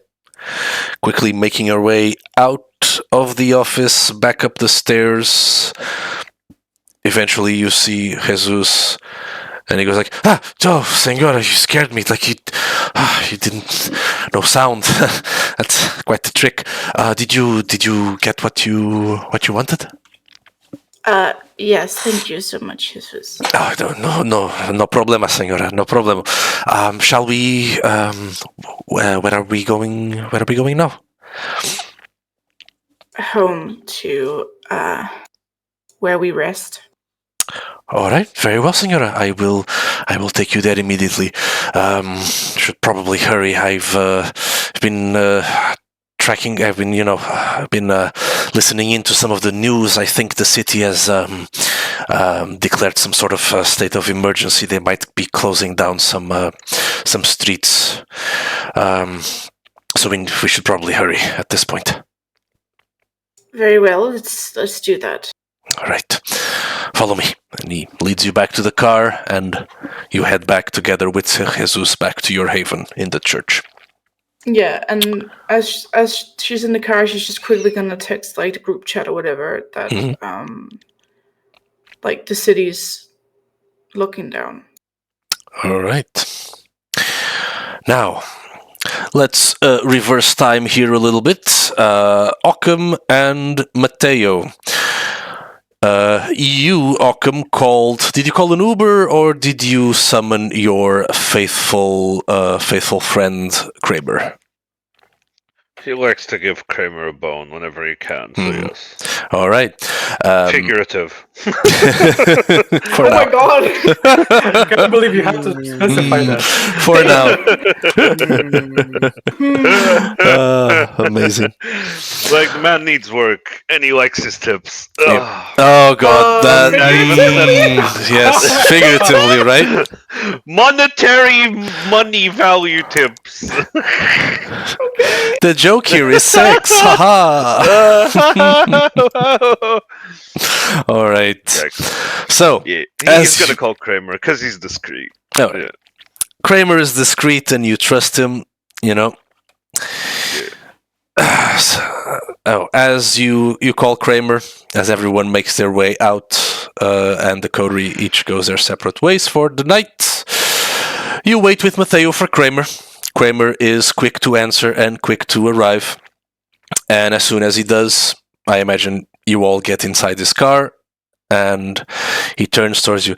Hey, Occam, like, man, did you see the news, man? Yeah, it's kind of fucked up, isn't it?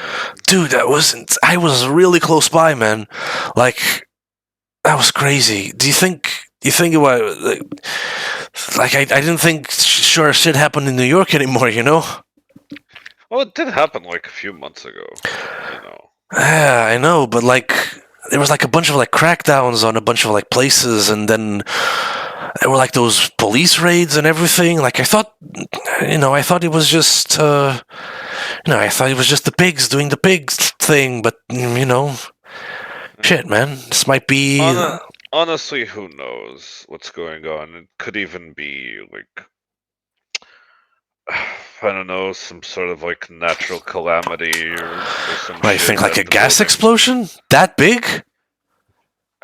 Like that was a pretty big. building. It's a pretty big building, man. Like I saw it from a distance, man. Like that's a lot of gas. Yeah, That's a that big is a lot of ass gas. Oh, hey, I'm Yeah. Kramer. Nice to meet you. Yeah, hey, glad you're unhurt. Yeah, like I was, it's wild, man. But like I guess I made it okay. Shit, man. But I think there's a bunch of police everywhere, man. Like I think there might be like locking down or something. I don't know, man. But I'll get you ready to go. Like you can trust me. Like but Yeah. Best crazy to shit, stay man. inside today. yeah, crazy shit, man. Crazy shit for sure. Yeah, you should probably take the rest of the night off, man. Oh yeah, like no, you ain't gonna catch me. Like after I'm done dropping you off, man. Like I'm heading home and just taking a nap, man. Like yeah, Get some rest, Enjoy dude. the yeah, for sure, man. So and he just he starts the car and he starts heading off to Occam's Haven. So where do you know Occam? There, my friend. What? You, What? Sorry? You in business together? Like Oh Yeah, no, we're just just friends. oh yeah, pretty cool. much. Cool. Yeah, like Cool. we've been doing some stuff together, and we kind of like all did a party bus sort of thing with a mutual friend of ours, and he forgot his car at my place. Yeah, I get it. Cool, Giving him a man. lift. Yeah. Cool, man. It's good to have hobbies, man. You get to socialize every now and then, you know. Yeah, That's man, cool. Yeah, staying indoors and getting my reading done is nice, but sometimes like life just kind of yells at you and tells you to get out. Yeah, I hear you, man. I hear you. I should do that more often. But fucking buildings exploding in New York, man. I don't know how free am I gonna be, really? Honestly, dude, I think you should probably after these days, you should probably take a week off or something and just for I sure. don't know, man, take a trip or something like San Fran, whatever. Yeah, Maybe even out of the country, visit Europe. Europe is cool. Europe is cool. I'm from those parts myself. Never really visited a lot though. Came to New York like relatively early in my life. Yeah, maybe Europe. Maybe I did always want to visit California though. Maybe. Cali's but great. Cali's great. San Francisco, you say? Like I could go to San Francisco. Yeah, I could take this old rust. I could take this old packet of bolts, for I think she still has like a road trip in her, Yeah, like get yourself like some R&R. Yeah. Get yourself some R&R. As he continues driving you, your haven is in the neighborhood of Chelsea. As he continues driving you there, eventually you do hit like a police roadblock. And it seems that you look ahead, and it seems that they're just, checking documents on everyone that's going through inside like this area of the neighborhood.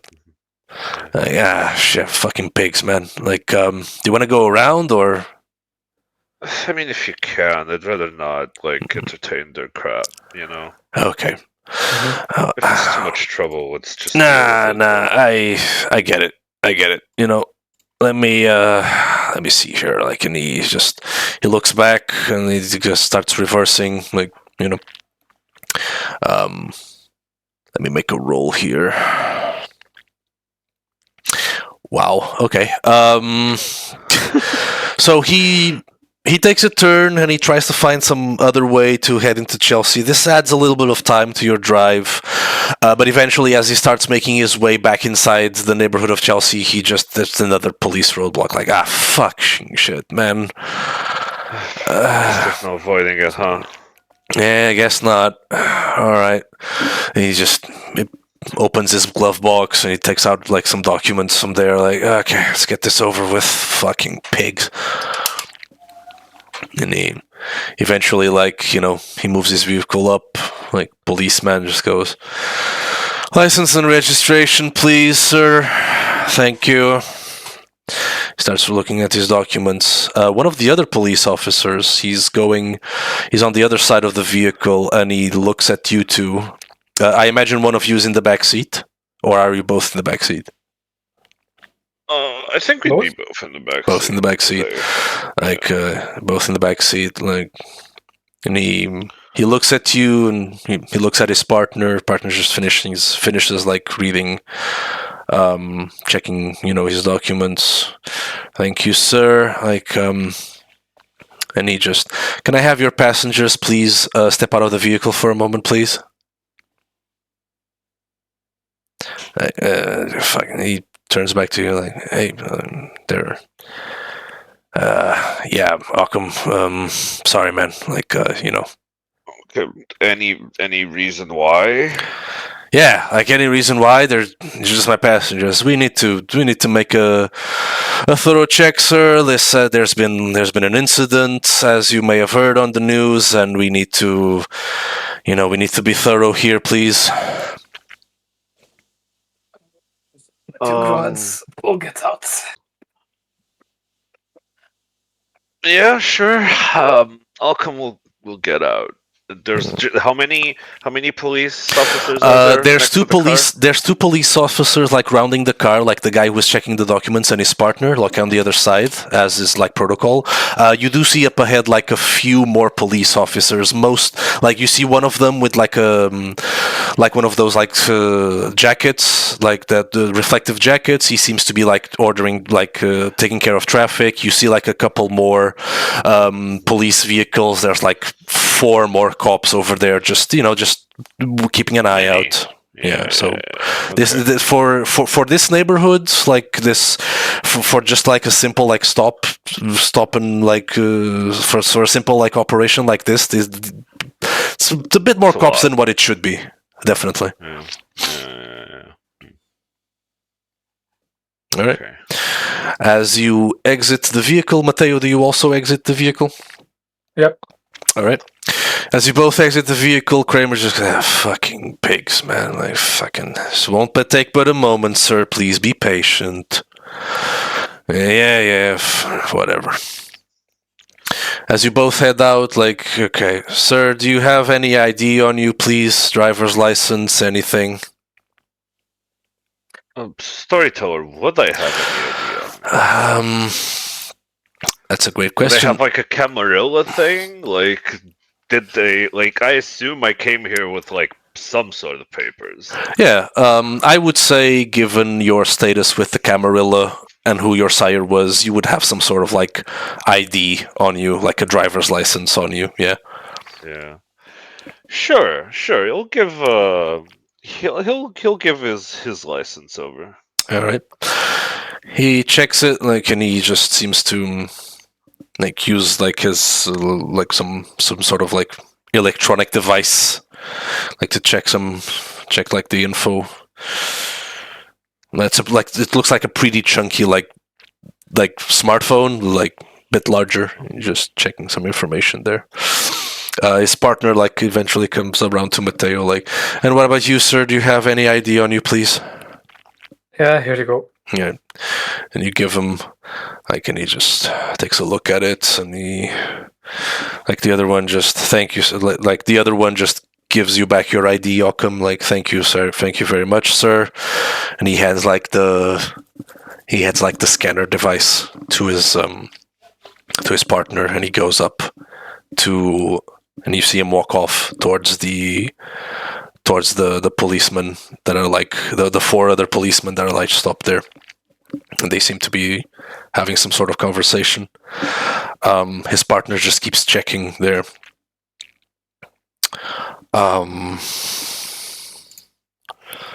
Nice. So I assume we're free to go. Well, just one moment, sir, please. We need to. We're just. This is a very simple thing. We'll be done in no time. Please, just be patient. And you see, he gives you back your ID, Mateo. Mm-hmm. And if you two gentlemen could just wait here a moment, please don't get back in the car yet. Thank you. That's a little sigh. And he heads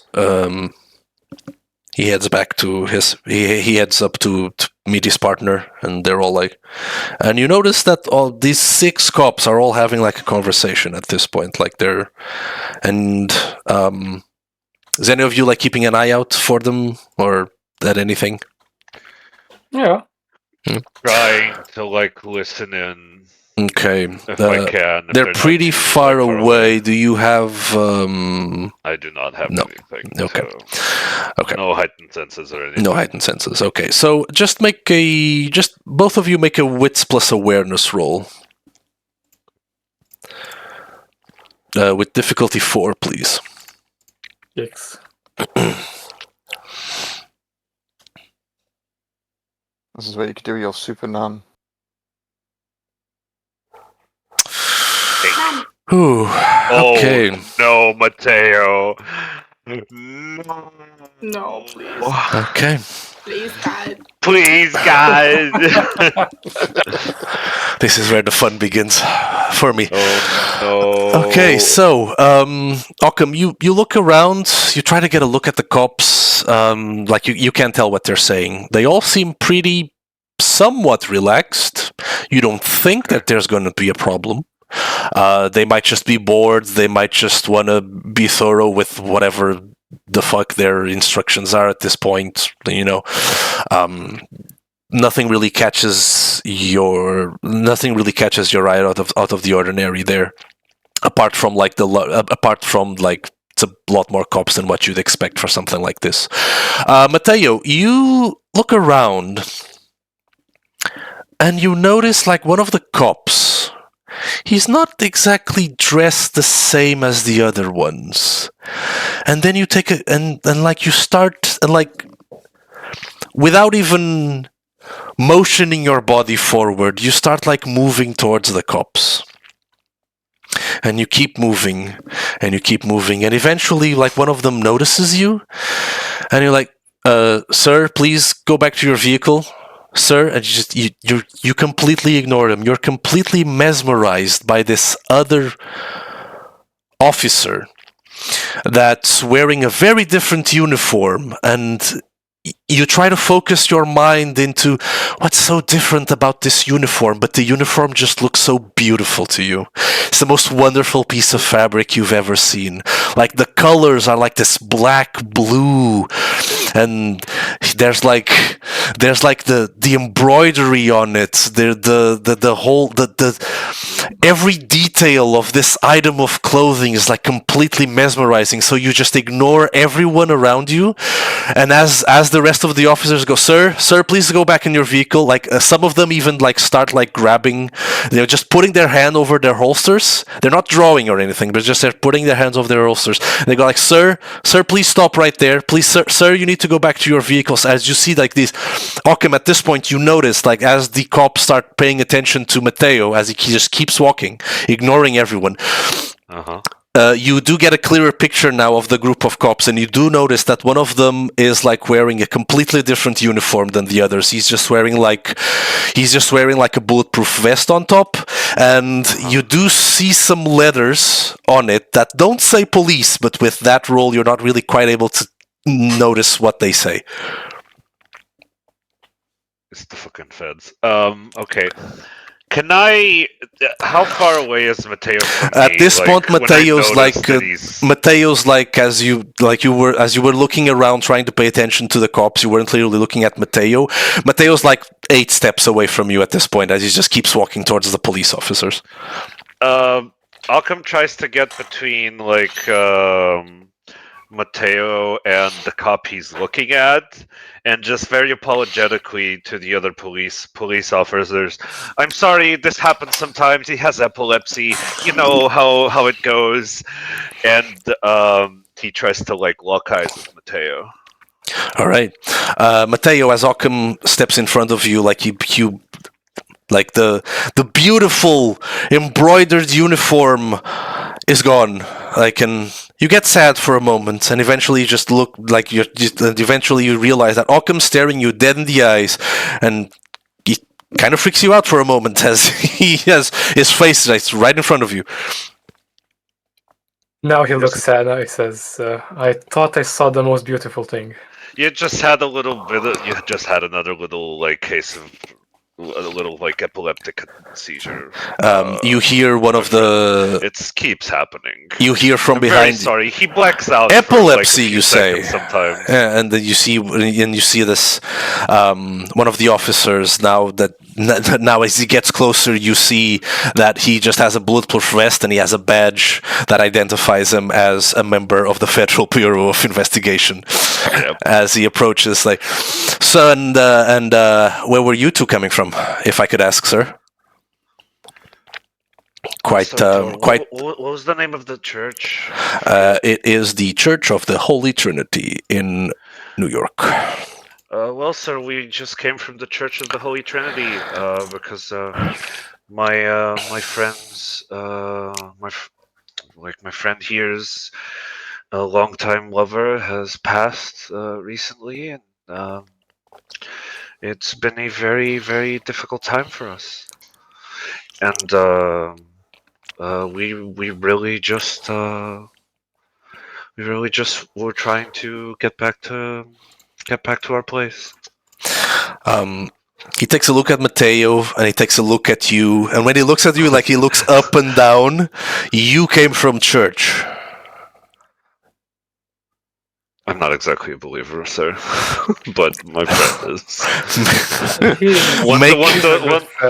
One does what one must for his friends. Make a charisma plus persuasion roll. I actually have ashes at the back of the car right now. Bring them home. Okay, as Mateo's helping you, you can +2 to your dice. So charisma plus persuasion, right? Charisma plus persuasion. So I rolled a crit. Your difficulty is 6. How much extra die do I have? A +2 because Mateo's helping you with bullshitting. But not bullshitting. 6. Like he did die. It's like the lover did die. Okay, do you want to spend a point of willpower to reroll? I do. Yeah, go ahead. Yes, I do. Dice to roll 3. Oh, they kind of changed this. Okay, so difficulty 2 technically. Wow! All right, nice. 6. So let's go. All right, so he looks up and down at you, like he looks back at Mateo, like, I see, and I see. And where are you headed to, if I may ask? Just home, you mentioned. Yes, precisely. It's sorry, storyteller. Where is my shop? It's next to Hell's Kitchen. It's actually Hell's Kitchen. It's on the neighborhood of Chelsea, adjacent to Hell's Kitchen. Yeah, so it's right here in Chelsea. Right. And you didn't happen to pass the site of the incident back on the island, did you?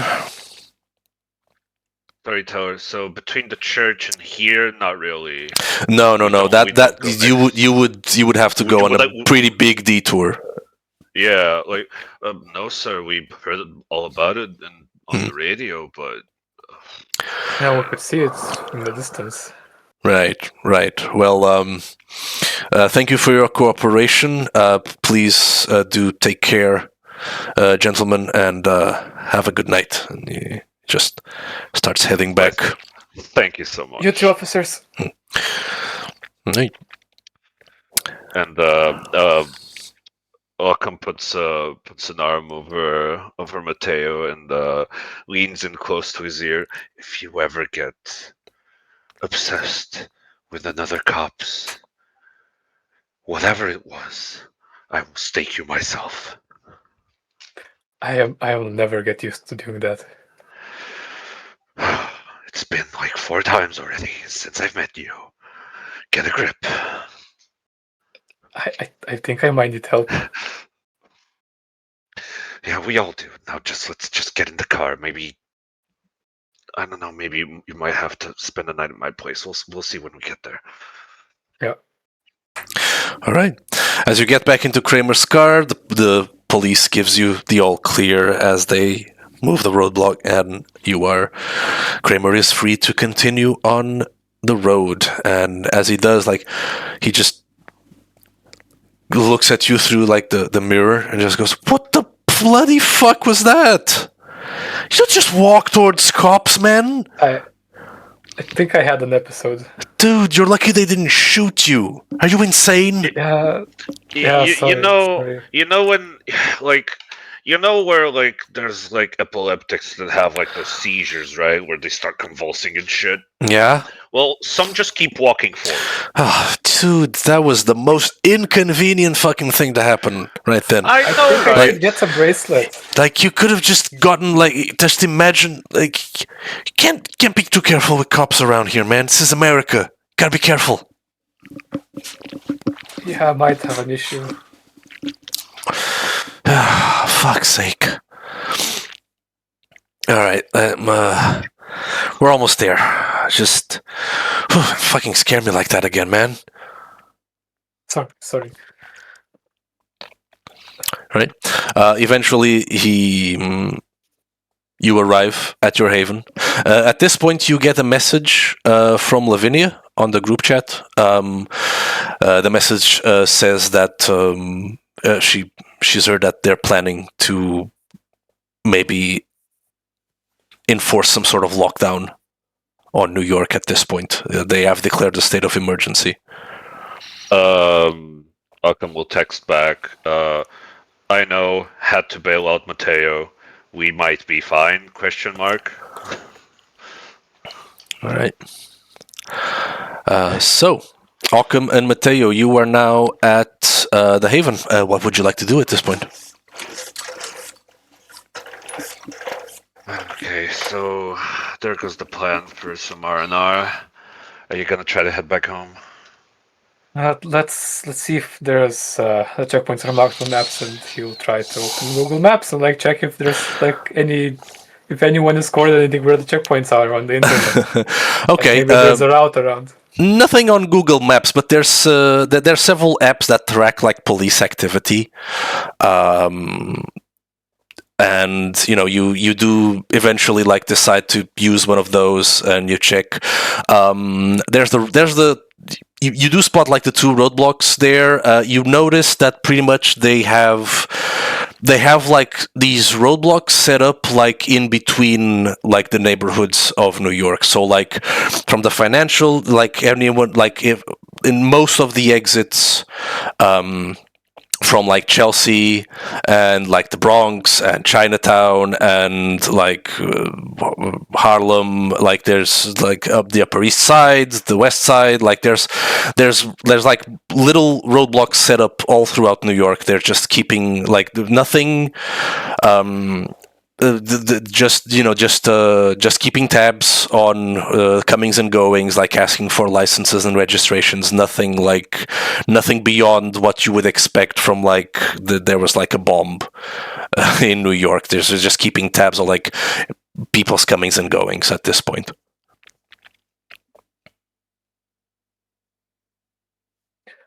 I should really be there. Can you make it without having another one of your episodes? I would hope so. Unless you want to come along with me. Like, you heard Kamar. Oh, fuck. Oh, I might need to have to get you out of another one of these, don't I? And Bye. I sure hope my blood sister doesn't go on a rampage. Fine, I'll come with you. You might need some backup. It's not like I have anything else to do besides rest. Do you have an extra room at your place? Yeah, we have rooms. Sure.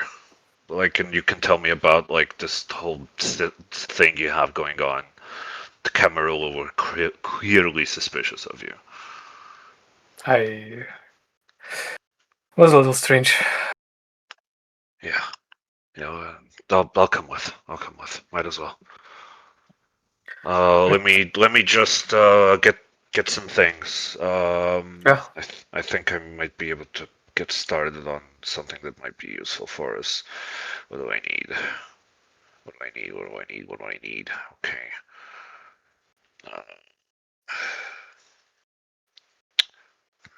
Do you have blood bags at your place?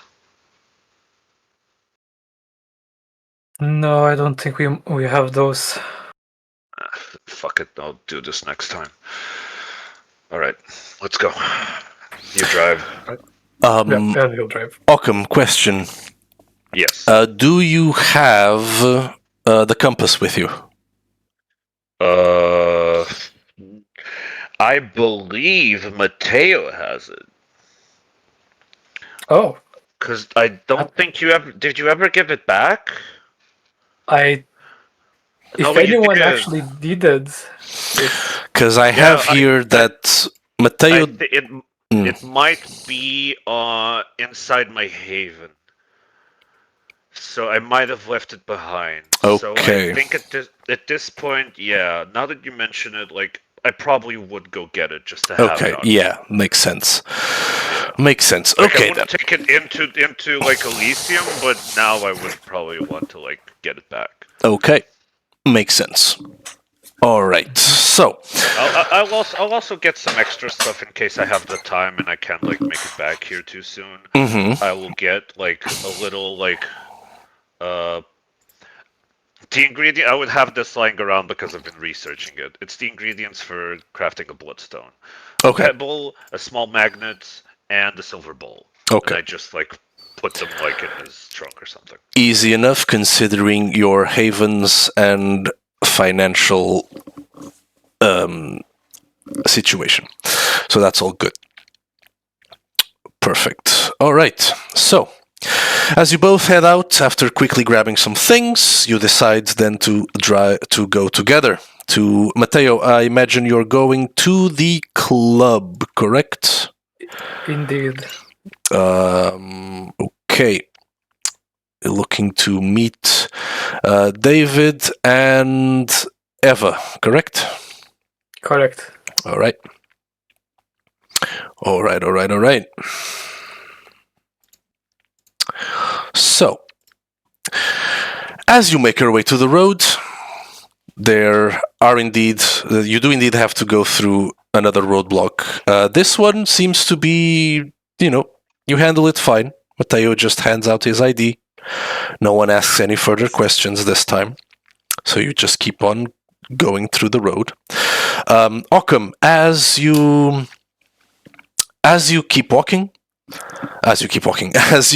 Mateo keeps driving, you start to hear several like little tiny clicks coming from the compass. Okay, like I pull it out and I open it up. All right. You open it up and you see that the compass is like as before. It was like locking into 3 different places, possibly indicating 3 different people that might have, mage-like abilities at the very least.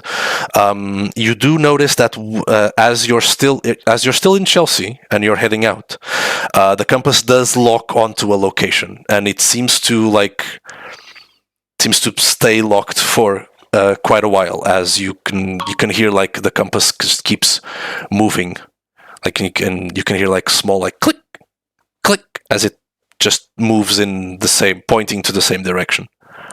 Okay, so at the rate at which we're going, like, this is weird, but like, is it moving like really quickly or really slowly? It's moving. As in, like, are we driving right by it, or is it like in the distance? It seems like you're driving right by it, because like as Mateo just keeps moving, it just seems to be pointing like towards like a specific like building.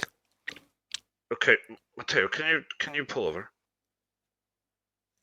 Okay, and he'll find a little spot to stop Alright. temporarily. All right.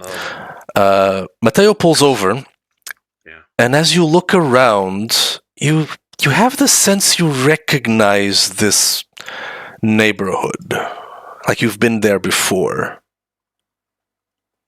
Okay, that's odd.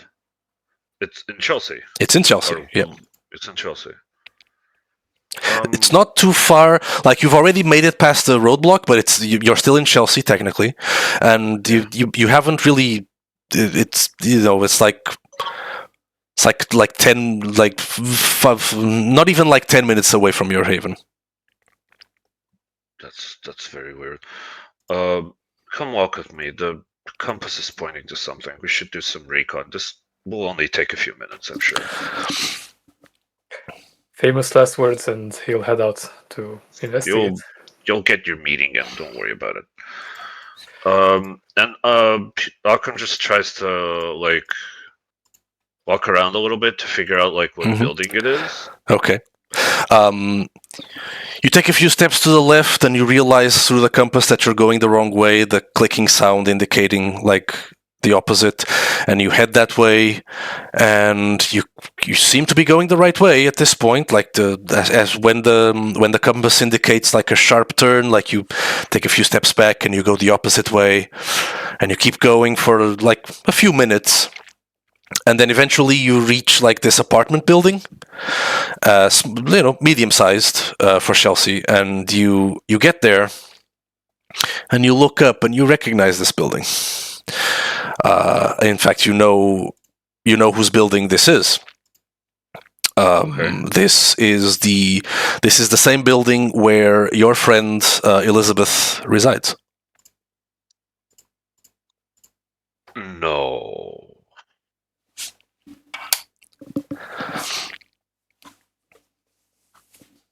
Like that, Alcom says this out loud. And you notice as you arrive at the building, the compass points like upward, like diagonally upward, like towards the front of the building, diagonally, and then eventually just stops. It goes like limp, like there's no motion in the compass, and then eventually it resumes the 3 pattern movement. But you notice like one of the patterns now does point like up towards the building, and then it just keeps going to the other 2 possible mages. Oh no. Oh no. Oh no, no, no, no, no, no, no, no. Fuck. That does not sound good. I'll get back to you on that. Okay, let's get the fuck out of here. Let's get the fuck out of here. Right. Get the fuck out. Tell no one of this. As you start making your way out, you do hear like the door open behind you, and you see like this, messy-haired woman wearing like this sort of like, modern hippie garment, just head out onto the street with like a garbage bag, and she and she goes like, Occam? Fuck. And like, are you? Hey, like, long time no see. Are you doing okay? Like, yeah. at this moment, as she approaches you, the compass goes insane. It's like the arrow is straining against the glass, like pushing towards her. Style. What's that you got over there? Occam slams the compass shut, puts it inside his pocket. What was that? That was weird. Mateo, Hi. Oh, hi. without Yes. me. Yeah, without you. Okay. Hi. I'm Elizabeth. Nice to meet you. Yeah. Hey, I'm Mateo. Hey, like, He's and a she friend of mine. Yeah. He's a friend of mine. He's Yeah, just nice. a friend of mine. Cool. So, you would just hanging around? Like, what's good? Like, it's been a while. Yeah. Oh shit! Let me just like, and she quickly like waddles over to like the trash bin and just like opens it, like throws the trash in and closes it. Like, sorry about that, lads. I was just taking the trash out before I go to bed. It's pretty late, and it's been a crazy night. You see the news? It's crazy. Like, yeah. I saw the news. You okay? You look pale, like paler than usual. Like, Yeah. everything going well with the shop and. I think it's my fault. I recently had a loss, and he's been helping me out. Mateo, that's so much really Mateo, nice. I need you to leave. Mateo, I need you to leave. Okay. Elizabeth, do you have time? I have. Yeah, sure. Do you want to come upstairs or? We probably should. Mateo, you go on to your meeting. All right. I'll figure it out. I'll figure something out. Okay. All right, Sure. call me later.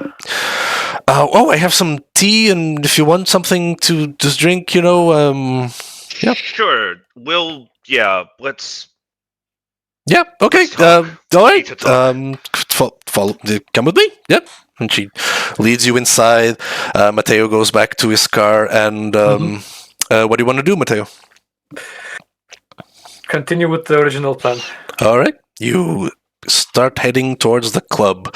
Occam, she leads you up some floors and then eventually to inside her apartment. Her apartment's a big mess. Like, there's books lying around on the floor everywhere. The kitchen, like, is it's not dirty per se, but there's like dishes everywhere. Like, they're clean, but she clearly doesn't put them away. After she dries them. You see a couple of cats go, walking around. One of them sees you and goes like he just quickly moves away. Any of them white? None of them are white. No. Okay. No, none of them are white. There's it's like one of them's a void and the other one's a little like orange cat. And they the orange cat just looks at you, goes like and just like quickly runs away into the bedroom.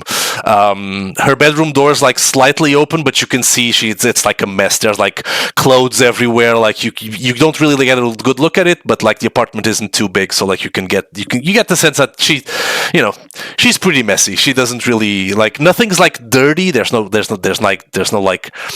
smells coming from anywhere, but like she doesn't put things away at the very least. It's like me for you. And you do notice that there's like a little area that she has dedicated to like some esoteric stuff. There's like incense and a little altar with like some sort of like female figure there, like like female silhouette. Nothing like super recognizable. There's some books there as well, like some weird like magic circles, not the proper kind that Tremere tend to use, but like some neo-pagan like Wiccan stuff, like definitely over there. Okay. Come on in. Do you want me to get you some tea or anything? Like No tea. No, that's fine. I don't. Oh, okay. Right now. So, what's up? Okay, Lizzie, I need you to sit down for this. Okay. You remember- She walks up to you, like puts a hand on your shoulder. This is a safe space, okay? Don't stop it. Okay, sit the I'm fuck just down. saying, like, if it's okay to share. I'm a friend, you know. It's okay. You're not gonna like what I have to share. Just Well, sit down. I'm open-minded. It's okay. Like, don't worry about it. I mean, You're she not just that sits. open-minded. She just sits down on the couch, like, okay, go ahead. Okay.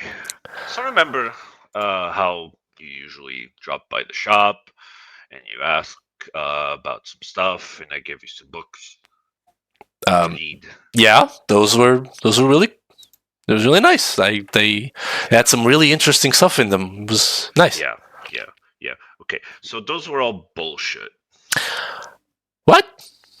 That's the stuff I sell to people that I don't want figuring out, like the actual stuff.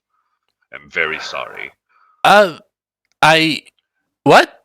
I don't. Do you know the way you think magic is real? Yeah. Yeah. I look her dead in the eye and I compel her, and I say, lift up your right arm. All right. Compel does not require. Yeah, has no cost. Yep. Okay, Occam, give me a charisma plus dominate roll.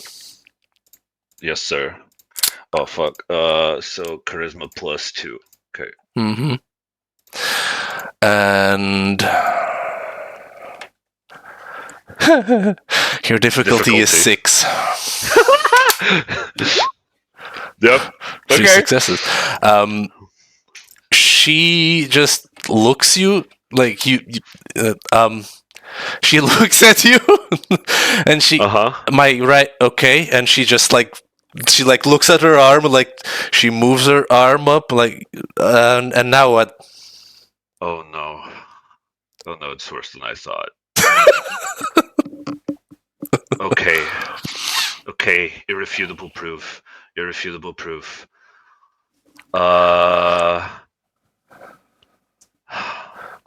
Okay, so storyteller. Can I like produce lightning with Zeus's fury but not throw it? Sure. It'll still cost you a rouse check though, I guess. I'll take it. Sure. Yeah. So make a rouse roll. I will. Wahoo. All right. You get hungry. You're like, I don't think this is the proper method, Occam. I don't think perhaps it is a good idea to reveal. In a rush. I'm just saying that might be dead. Well, the world is about to end. Yeah, and I understand your reasoning, Occam, but I must say this is it is usually not a good idea to reveal oneself like this. You might have to, take a bite of her after this. Maybe leave her dead on the floor. I don't know. Nice try. Maybe, Shut the fuck up. I tried. So as you summon Zeus's fury,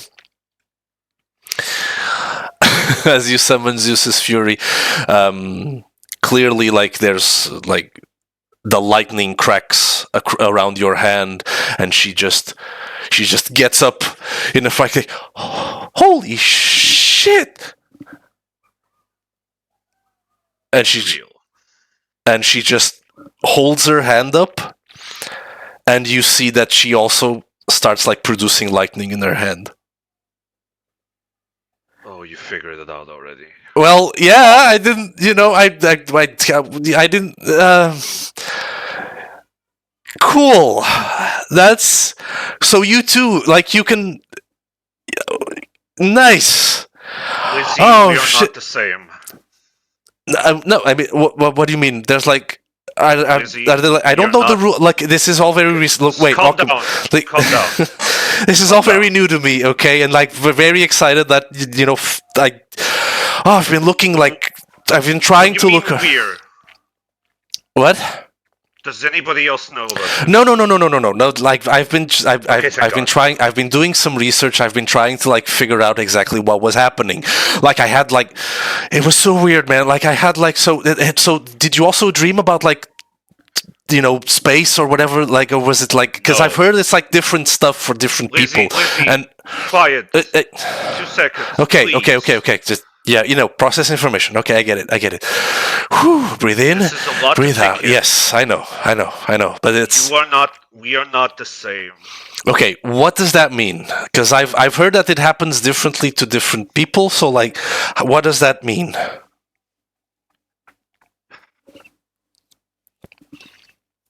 I'm not alive anymore.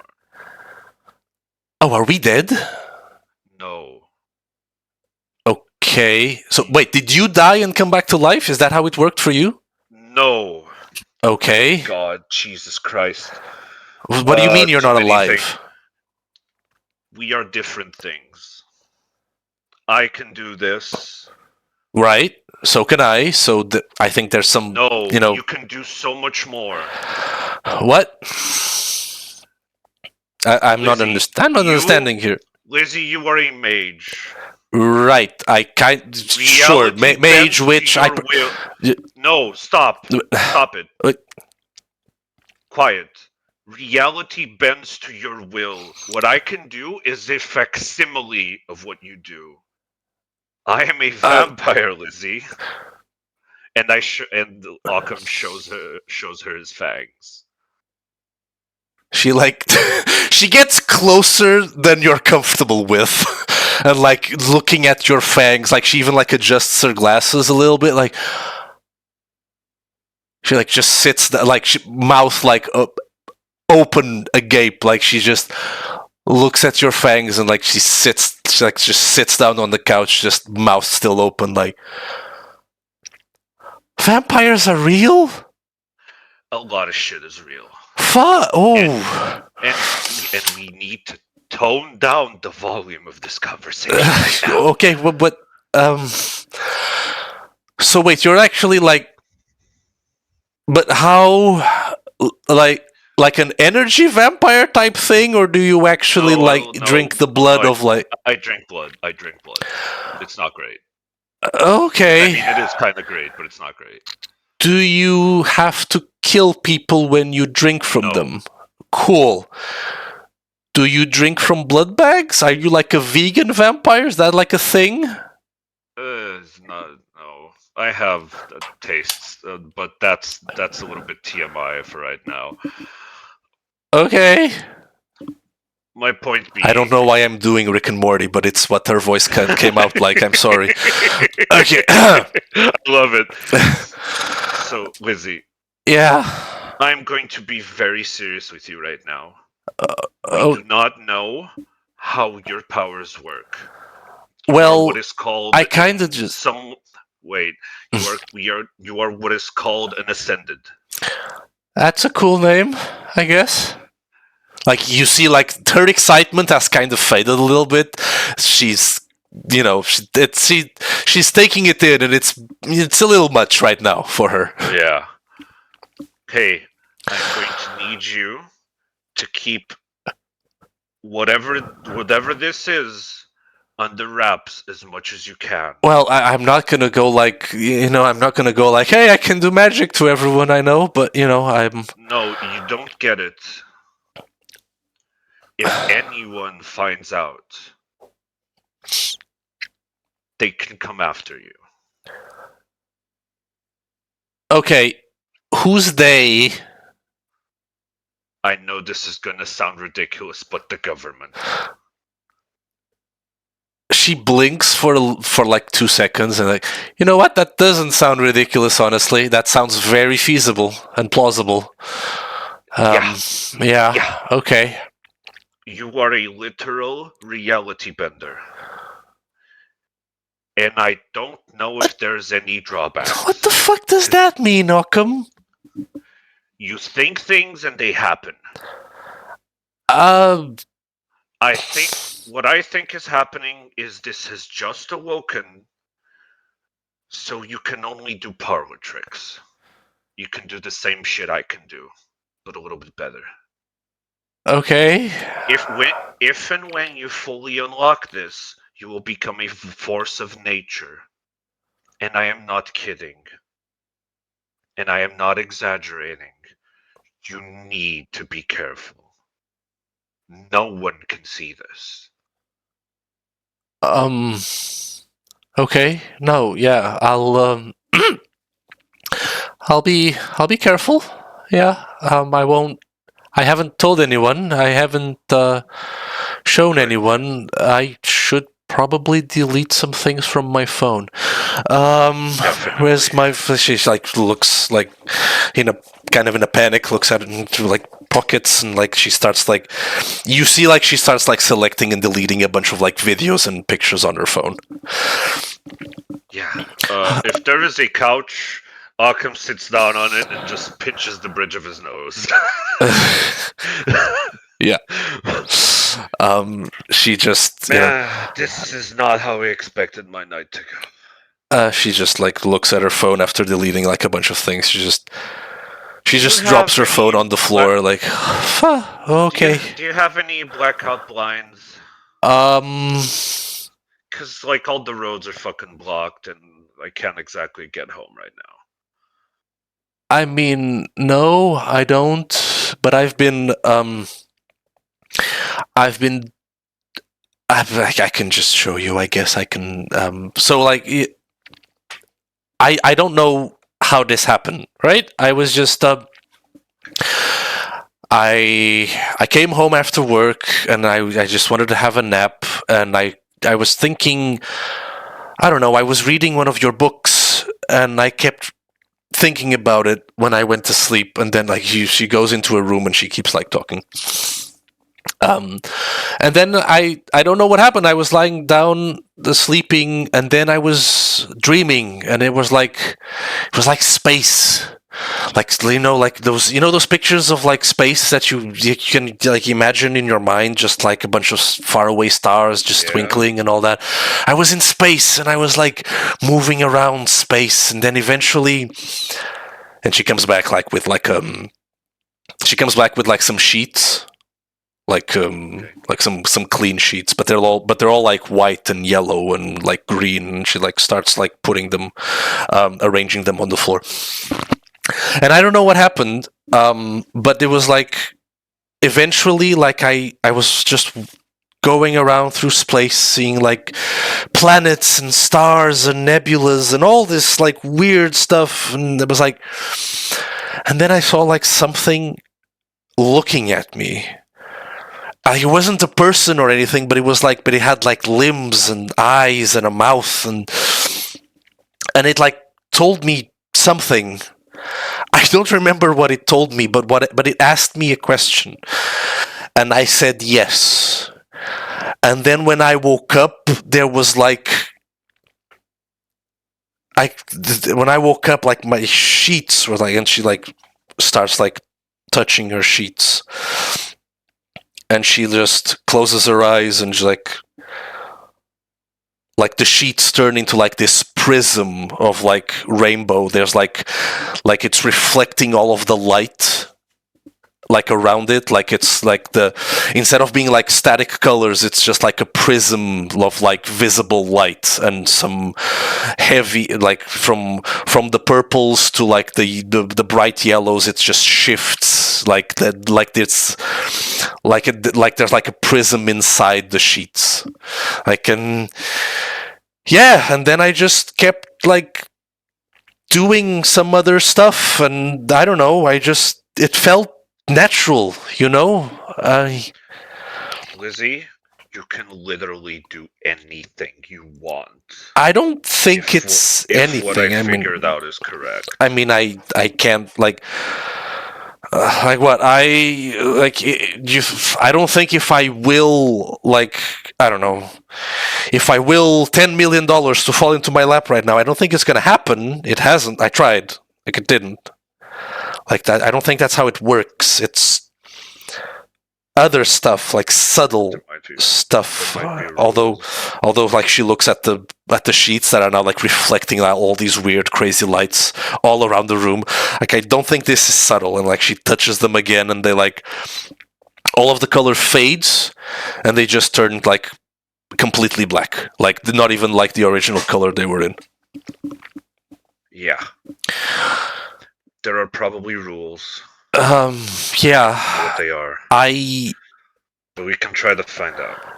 I did some research. Like I was trying to figure out what was happening, so I went on like these online forums about like people who experience like these weird dreams like that, like and I didn't find a lot, but there were like a bunch of people that were talking about like they were having this dream and they were like being seen by something inside the dream, and then like you know how the internet is, everyone can makes up everything. So like I didn't really, everyone else was commenting like, oh, it's a bunch of bullshit and everything, but like just was happened to me, and I haven't figured out how it works. There's some things that seem like instinct, like I know how to do them, like I've always known how to do them, and then there's other things that I just find out. Like I was trying to heat up some water for tea earlier, and like all of a sudden my hand was on fire. I don't know, like it works in a weird way sometimes, and sometimes I don't know. I don't think it feels dangerous. It's just hard to grasp what's happening sometimes. I think it's never gonna be dangerous for you. Maybe. But I think there's rules. Like, Storyteller. Yeah. Remind me all that I know, like the specifics that I know about the mages. Right. You had rolled for this before. Yes. I wrote some stuff. Let me check here. Okay, yeah. So, you know some information about mages. You do know that Tremere was a mage. He was a mage of the Order of Hermes. Yeah. You know that he. You know that a lot of like. You know that most Tremere consider thaumaturgy to be the purer form of magic, the most advanced and beautiful and powerful. Many scholars disagree with this, arguing that the mages can perform feats of incredible wonder and shape the very nature of reality, although this is incredibly rare.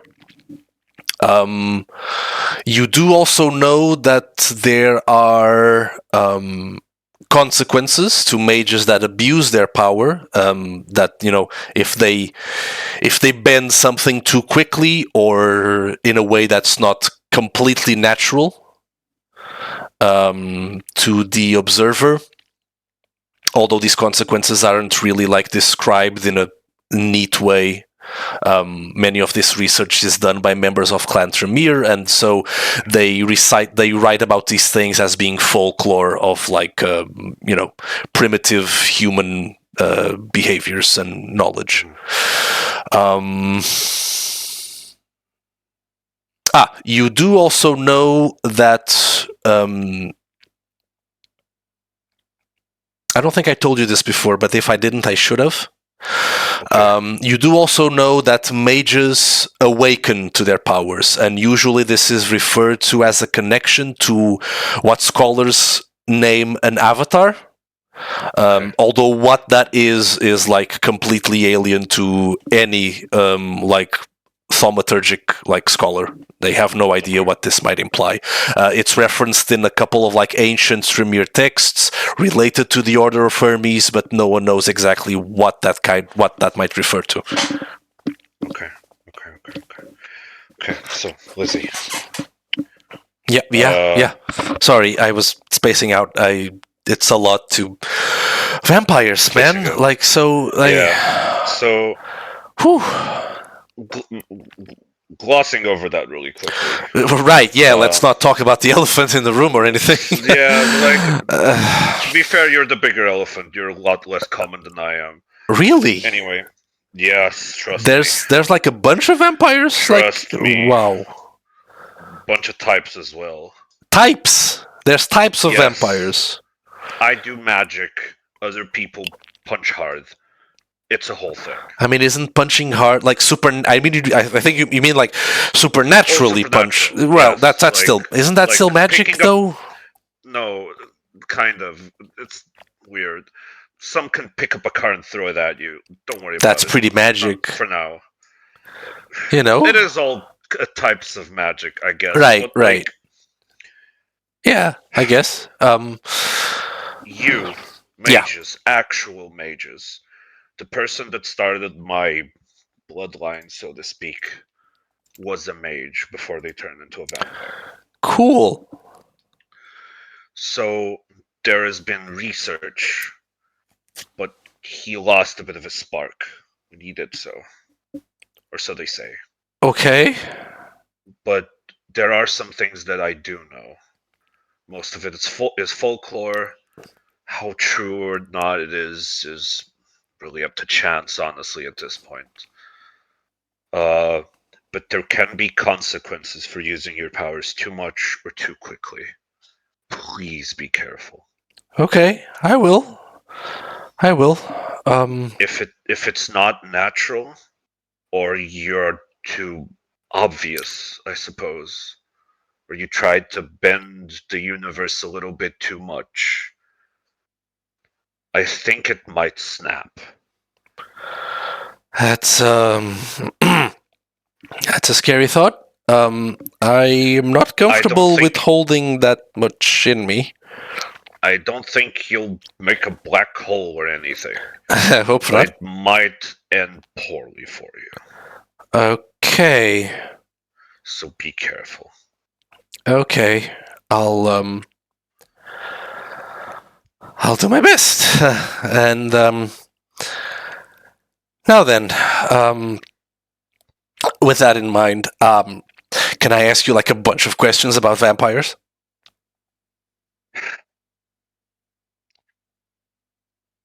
Before that, I need to tell you one thing. Okay. I am looking for mages like you.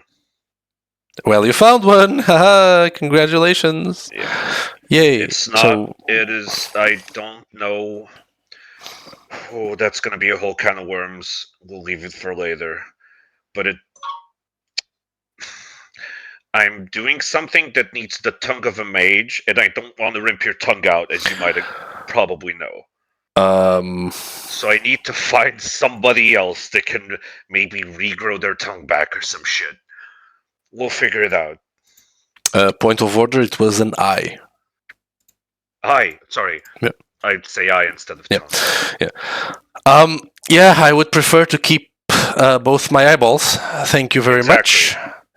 So maybe you can regrow Why one. do you want an eye of... Okay, so how about you ask me your silly vampire questions and then we go back to the fucked up shit? That sounds good. That sounds good. Sure. Yeah. Can you make some more black sheets? I don't think I can make it home today. Sure. I think I can. And she grabs one of the ends of the sheets and just like pulls and like just creates more sheet as she pulls. Oh. Yeah, that one was weird because I was in the shower and I pulled the curtain and then there was just more curtain. Okay. Yeah. Okay, so rule number 1 about vampires: no sun. Sun baths. Well, I kind of figured that one. Yeah. Fire aoi. Yeah. Yeah. And we sleep during the day. So some of the folklore is actually very Cool. Cool. Well, I have a bunch more questions, and as she starts like putting up the sheets, she starts asking you a bunch of questions about vampires and we go into the entire fucking night. Yeah. All right, Victor. Victor, my friend. Yes. You are headed to the Bronx. as you make your way to the address that Makarov has provided to you, you arrive at a small little building. Seems to be some sort of like place with like a garage, maybe like an auto shop of some sort.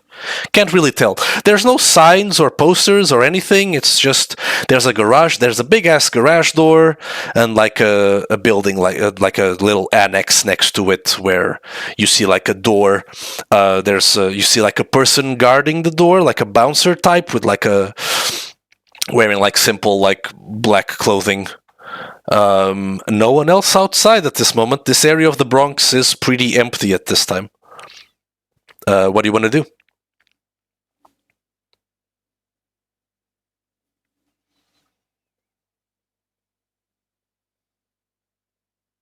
Hmm.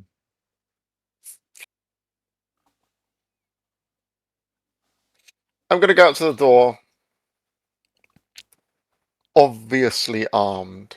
Obviously armed. Yeah, as in Alright. like not hiding it. I'm going to Okay. be showing the fact that I'm armed. I'm what not about- going to be like holding it up to the guy's face or Mhm. anything. But yeah, I'm going to walk up to him and say I'm expected. Okay. What weapon are you taking? Are you taking your big revolver or the shotgun? Shotgun. Shotgun. So just shotgun holstered, basically, over your shoulder. Yeah. Okay. So you exit the car, grab your shotgun, holster it over your shoulder, and you approach the security. Just goes, well, that's really not necessary, sir. The boss is expecting you. We plan for this. He plans for this to be a civil conversation, please. If it's all the same with you, I keep it with me. I don't know any of you. Right. Well, if you won't mind, then we'll keep our eye trained on you, sir. Please refrain from any sudden movements. You might find that to be unpleasant. Is that all right with you as well? After all, we don't know you, do we? I wouldn't have it any other way. Good. All right. Like, he bangs the door a couple of times and the door opens. Like, go on in, please. The boss is on the first floor. Just take the stairs down over there and just make a right at the first floor, please.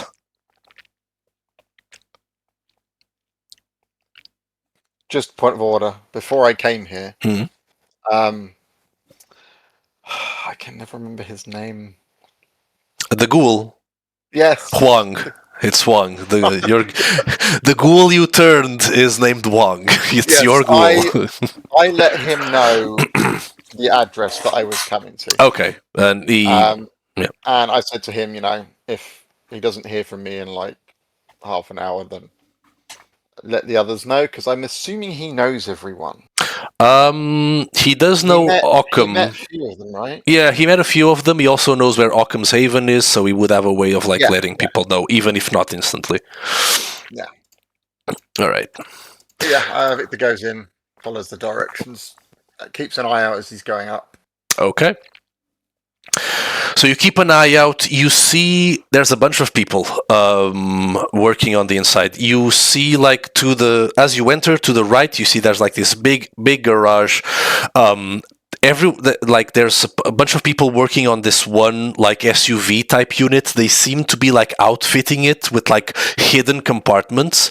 As you walk by, you notice that a bunch of them are like tearing pieces off the car so that they can create like hidden compartments on the inside to like stash something. Like probably like you see one of them just walk up with like this dismantled rifle of some sort. You're not really able to recognize what type from this distance.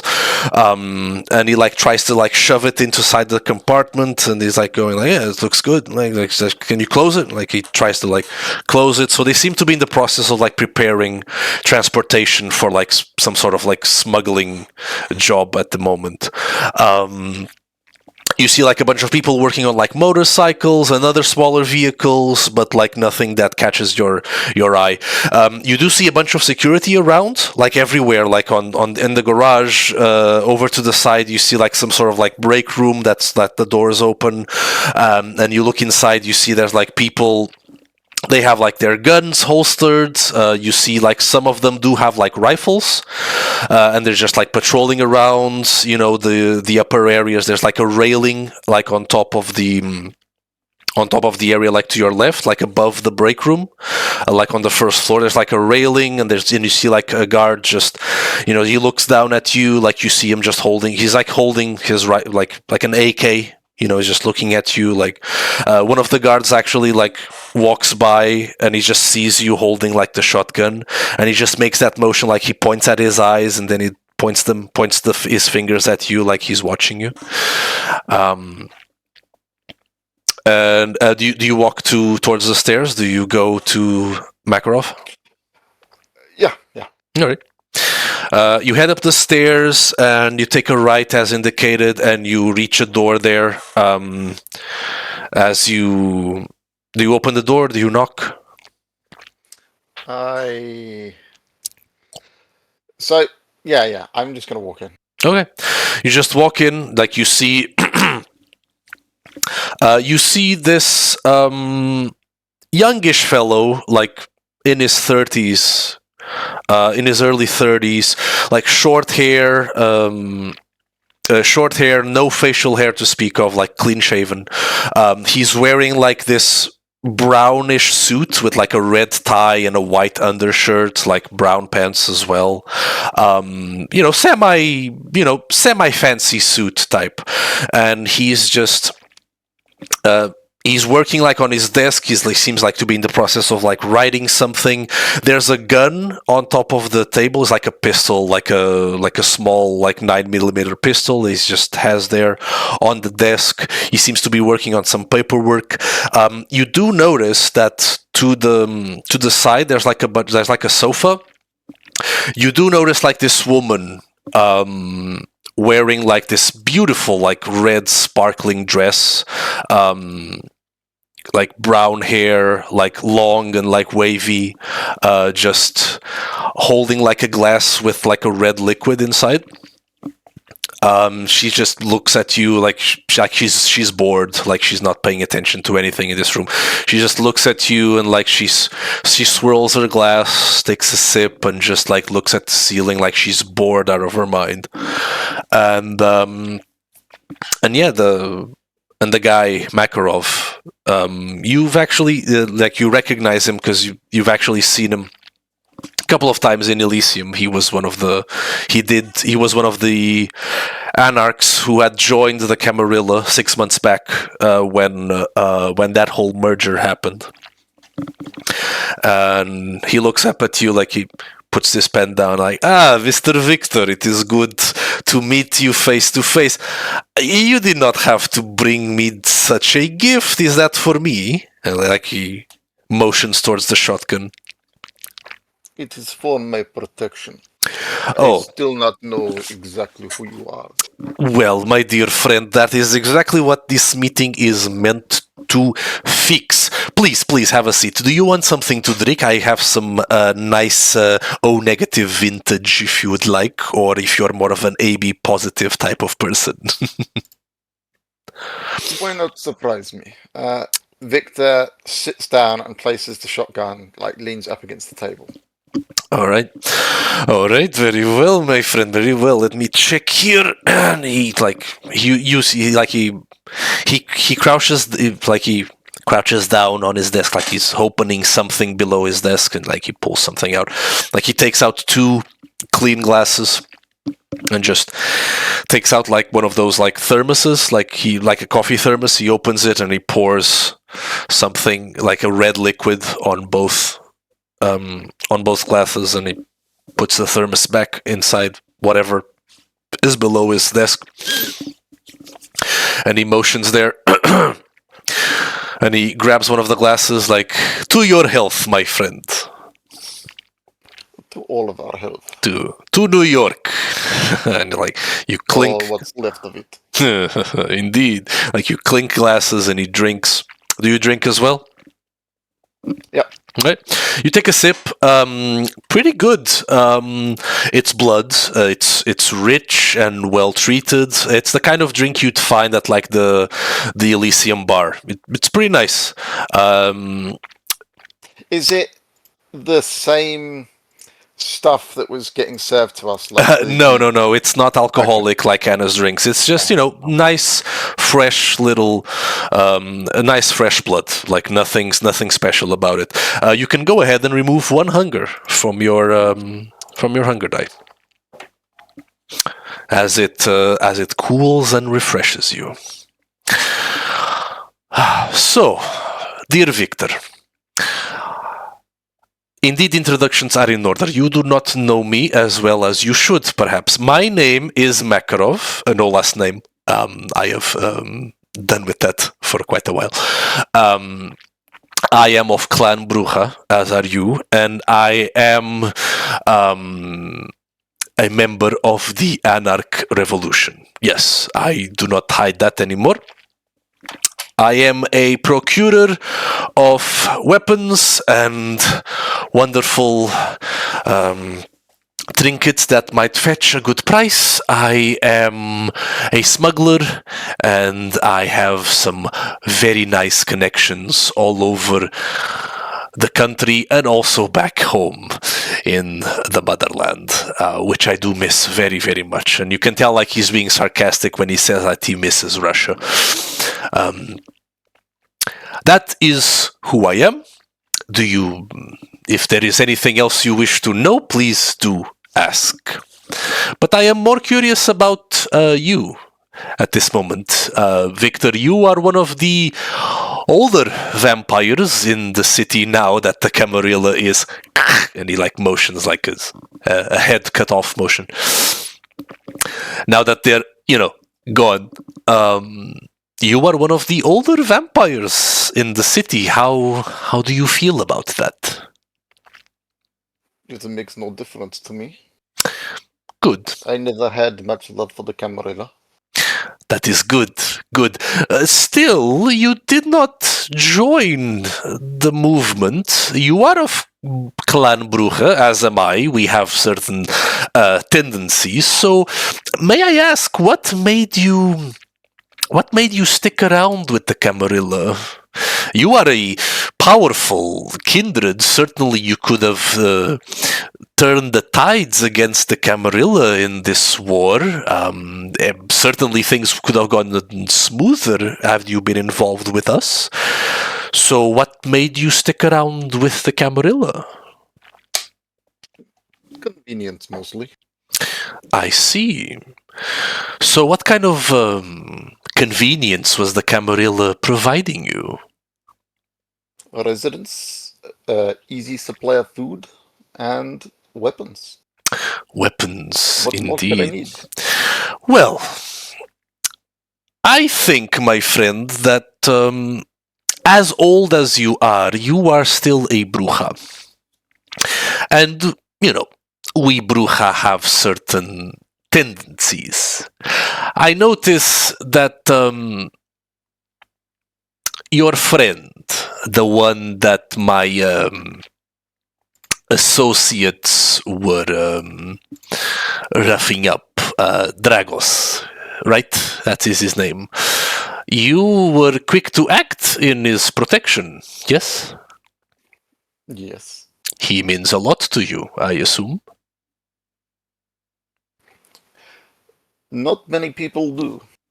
Indeed. But what does it take, Victor? What does it take for an elder to care?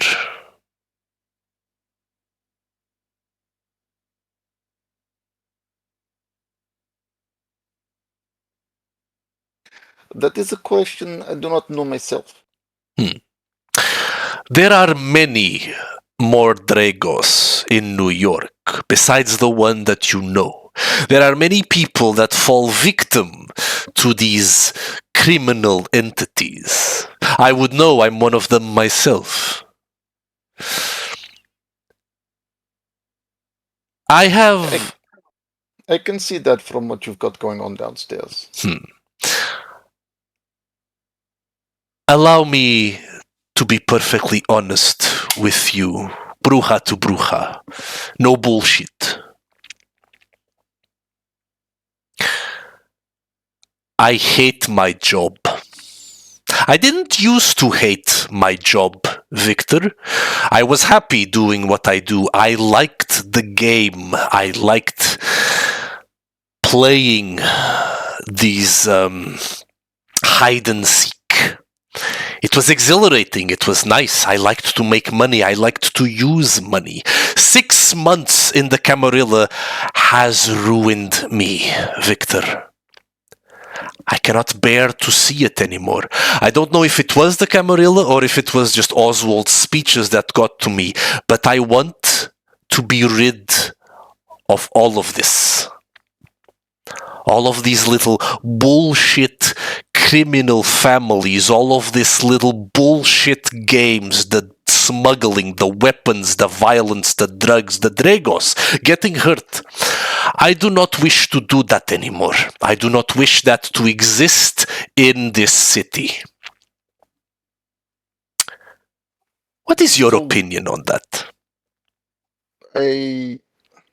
Why do you think I never took sides? I do not care for any of it. You are Bruja. You've helped a random human that was just fixing your car. Certainly there was a reason. It was random to you, not to me. You helped them for some reason, Victor. You helped them because you care.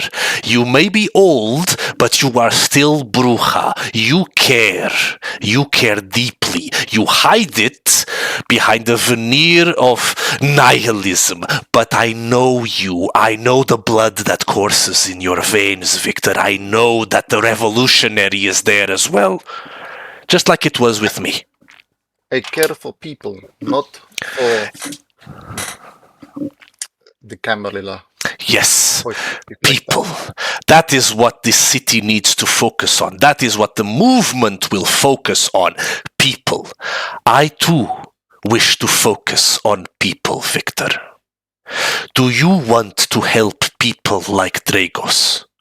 On a much larger scale than just banging up some triad bastards. Do you want to really make a difference, Victor? What do you have in mind? We do need to handle the triad. The men whose locations I have sent to you do need to disappear. That will be their end. Chinatown will have no more organized crime, no family to speak of. There will be only 2 left, now that Ivan Kuska is dust in the wind. Well, 3 if you count myself, but I can dismantle my own operation. What is to stop someone taking it up after you? We will stop them. Together, you and I, together on a mission to destroy this little grime and dirt that's under the fingernails of this beautiful city. We will stop them, Victor, together. And you're only doing this for what? I am doing this because Oswald got to me, because the Camarilla was too much to handle, because I owe a favor to a friend. I don't know. I feel like I have to do it. There's a voice screaming in my head for me to do it. And I want your help, because I know you can hear it too. You are the oldest Bruja in this city. I know you can feel it. When you helped Dragos, you felt it, and there are many more people like Dragos we can help.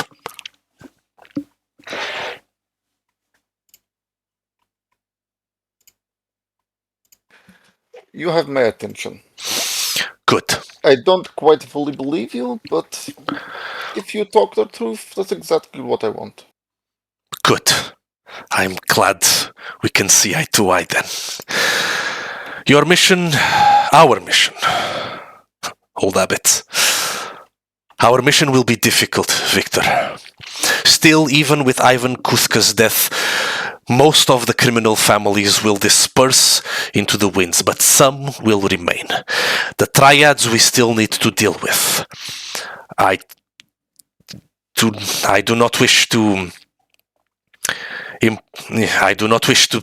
put this all on you, but it would be easier if I was not involved. The less they know about who is leading them, the better. You only need to handle the lieutenants. I'm certain your coterie might be able to assist you if you're able to convince them. If not, I can arrange for some help as well. The lieutenants will be gone, and the triad would dissipate. No more crime in Chinatown. That would be one. The other two families will be much, much more difficult, Victor.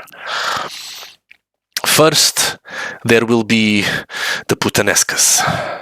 They are, as you may know, a family of vampires as well, Clan Hecata. Those might be difficult to wipe off the streets. Their influence is not as major as it was before, but remember they are kindred like us. So it might be difficult to eliminate them, but I can pull some strings and we can strike at them together. Hell, I might even be able to convince Oswald to make a move, if you're in.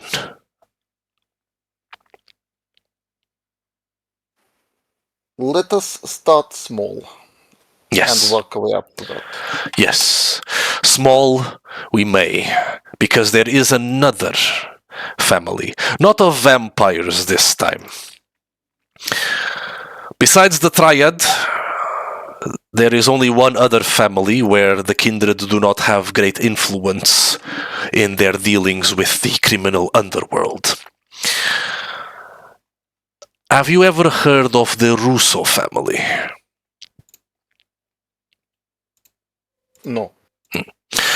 Well, the Russo family is currently being run by a puppet of sorts.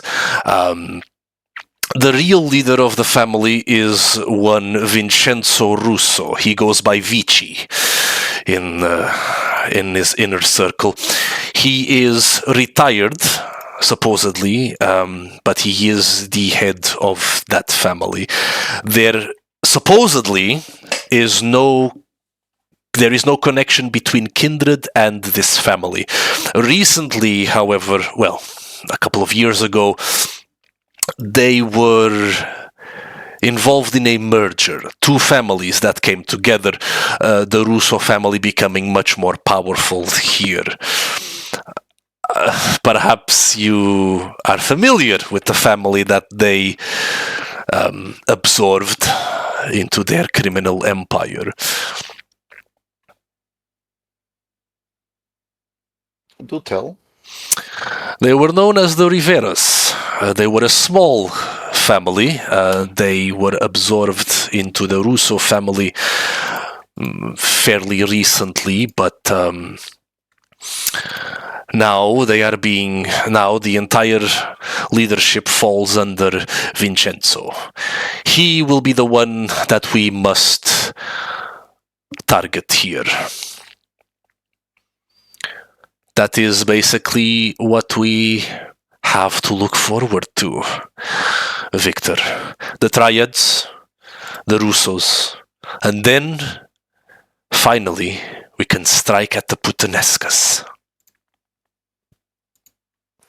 Do we have a time frame on this? The city isn't going anywhere. The Camarilla is gone.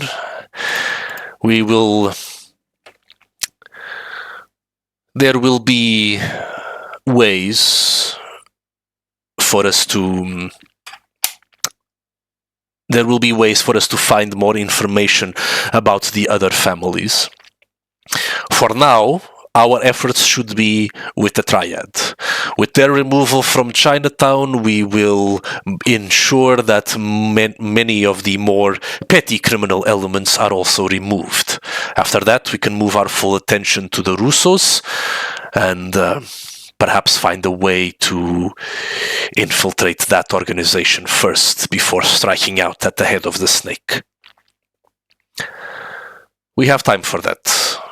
As for the Triads, though, I would suggest that we move quickly. Perhaps tomorrow or the night after you could handle it with your group, or perhaps if you wish help from someone else, we can arrange that as well. I will talk with my group, but there is a lot going on at the moment. Yes, of As course. for me working with you, I am more than willing to, but I will need somewhere to stay. Right. As Lithium is not really a place to go anymore.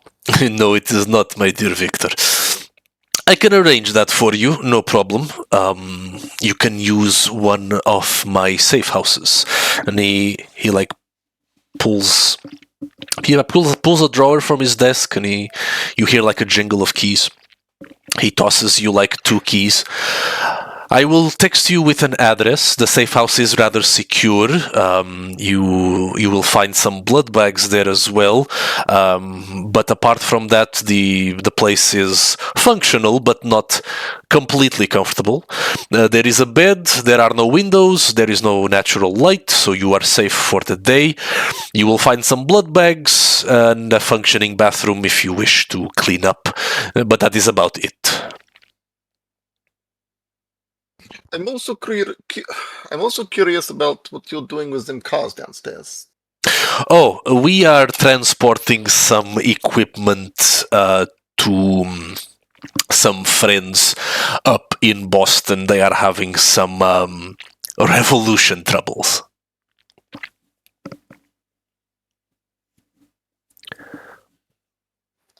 I would like to speak to some of your mechanics about working on my car. Certainly, we can, of course, do that for you. Do not expect them to work for free, though, of course. No, that is fine. Very well, then. Well, let us... You send me the address of where I need to go. I will find out whether McCotery can help. I appreciate this. I appreciate this very much, Mr. Victor. To your health, and to getting rid of the underbelly of New York. And he lifts his glass up for another toast. To a better New York. To a better New York. You toast, and he gulps it down. Well, it is wonderful to enter into a partnership with you, Victor, but I am also a busy man. Thank you for coming to see me. Please, you may go if you... and leave me to my business.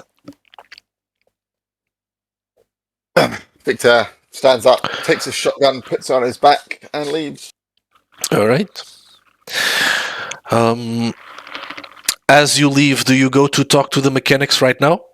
Not now. I will do that another time. All right. So where do you head back to your car? Where are you headed to? I'm going to head to my car, and I'm going to go check out this address you sent me. Okay. I'm going to get my ghoul to meet me there. Okay. You text Wong to meet you at the address that Makarov provided you for a new safe house. So you make your way there with your car. All right. Liam. Mm-hmm. You decided to wander, trying to figure out what your next step will be. So as everyone leaves the church, what would you like to do?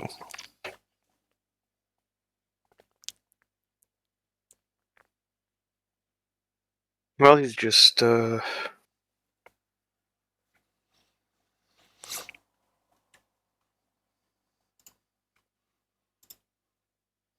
start walking. He'll try to check out if there are any food places open, anything that he can just grab and eat on the way. All right. What kind of food are you looking for? Just like, you know. Like any quick street food you can just take and walk. Okay. You do find a place that's open, like a kebab place. Like they have like a food truck parked outside, like a couple of streets. After you start walking, seems pretty good to you. So, do you want to order up? Yeah, just something simple like a kebab, a drink. Yep. Easy enough to do. You order the food. As you make your order, there, you as you wait for the food to be ready, there's someone else that does and come and order food as well, and they look at you, like just there. Yeah. Cold night.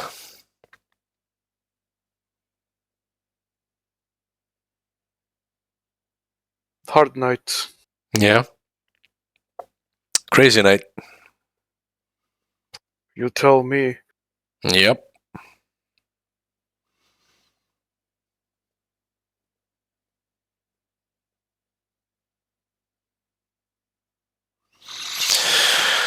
Yep. So, Yeah. been here long?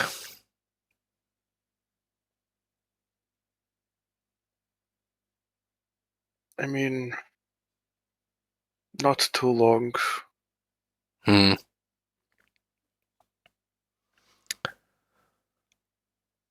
Got anything going on? Yeah, I got a lot on my mind. You Yeah. know, Yeah, same. you ever feel like it comes a day and everything you've done and the things you enjoy doing, everything feels like a dream or a lie. Like Just get it's very lost. like it didn't really happen. No, like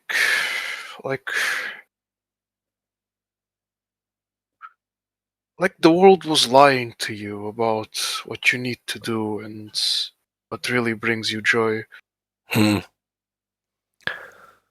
I guess I understand the feeling, but what did bring you joy that doesn't anymore, friend? It's complicated. It's something I used to do. I used to take my time, Hmm. right? Like Like, really take my time to enjoy it. And lately, everything's just been happening so fast. I just yeah, like doesn't. like you're on a hunt, and it just doesn't feel the same anymore, right? Yeah, like you're hunting, but Mm-hmm. your prey just shows up in front of you and gives you little doe eyes, and there's no hunt, so to speak, right? It just happens. It's so weird. Yeah. Yeah, I guess I can try to understand the feeling. Yeah. That must be like there's no joy to it anymore, you know, it's just so mundane, right? Yeah, like not actually going after this, not doing the thing, like not having the process behind the end just takes the joy out of it. Right. It was never about actually doing the thing, you know? Right.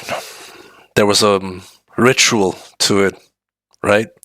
I suppose There the were, joy is in the rituals, isn't it? yeah, like the little memorized movements, like the preparation, you know. Yeah, Yeah. getting everything done, Yeah. gathering everything, doing it right. Yeah. Yeah. But even then, you know, what happened when you didn't get it right, you know?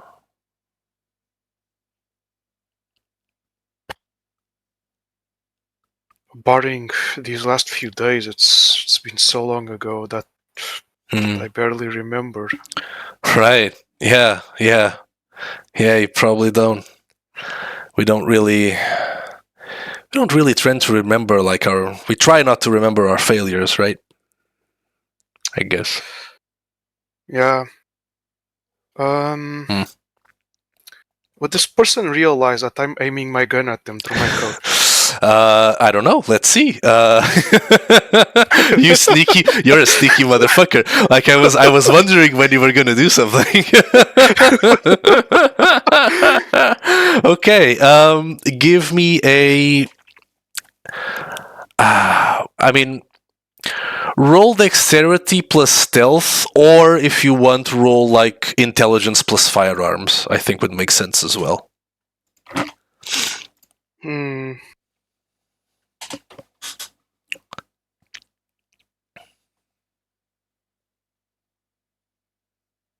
What do you think would make more sense? I mean, if you're just intelligence and firearms and throw dice at the yeah, I don't know. Yeah, dexterity plus stealth, I think, would make more sense. Yeah, like you pulled the gun, you hit it in the coat, and you're aiming it. Yeah, that makes more sense. Yeah. Do I have a difficulty? Yes. Oh, well, that's 2.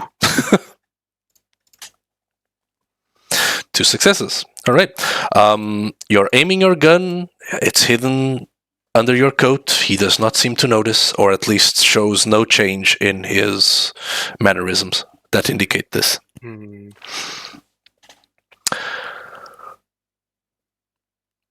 I remember this one time, you see. Yeah? Like, every time I failed, right, I always found a way to make it work, so the improvisation was really cool. But there was this one time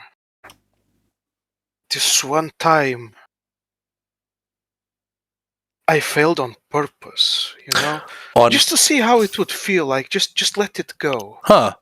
And did that come back to bite you in the ass, friend? No, not yet. It has surprised me. I expected it to be a lot earlier, a lot sooner. But, sometimes, like you said, hunting, takes its time, right? Yeah.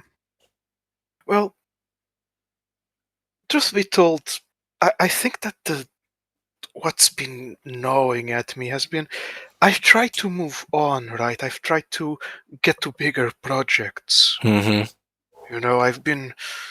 But you failed that one, so it's like tricky, right? Because it's still in the back of your mind sometimes.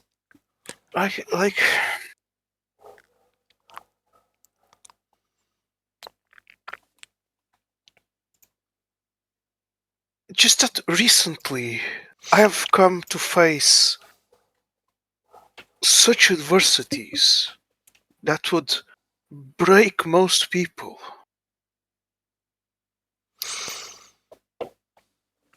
Right. And I just think about them, and I didn't have the same type of excitement. Just there was this rush, of doing the thing, but I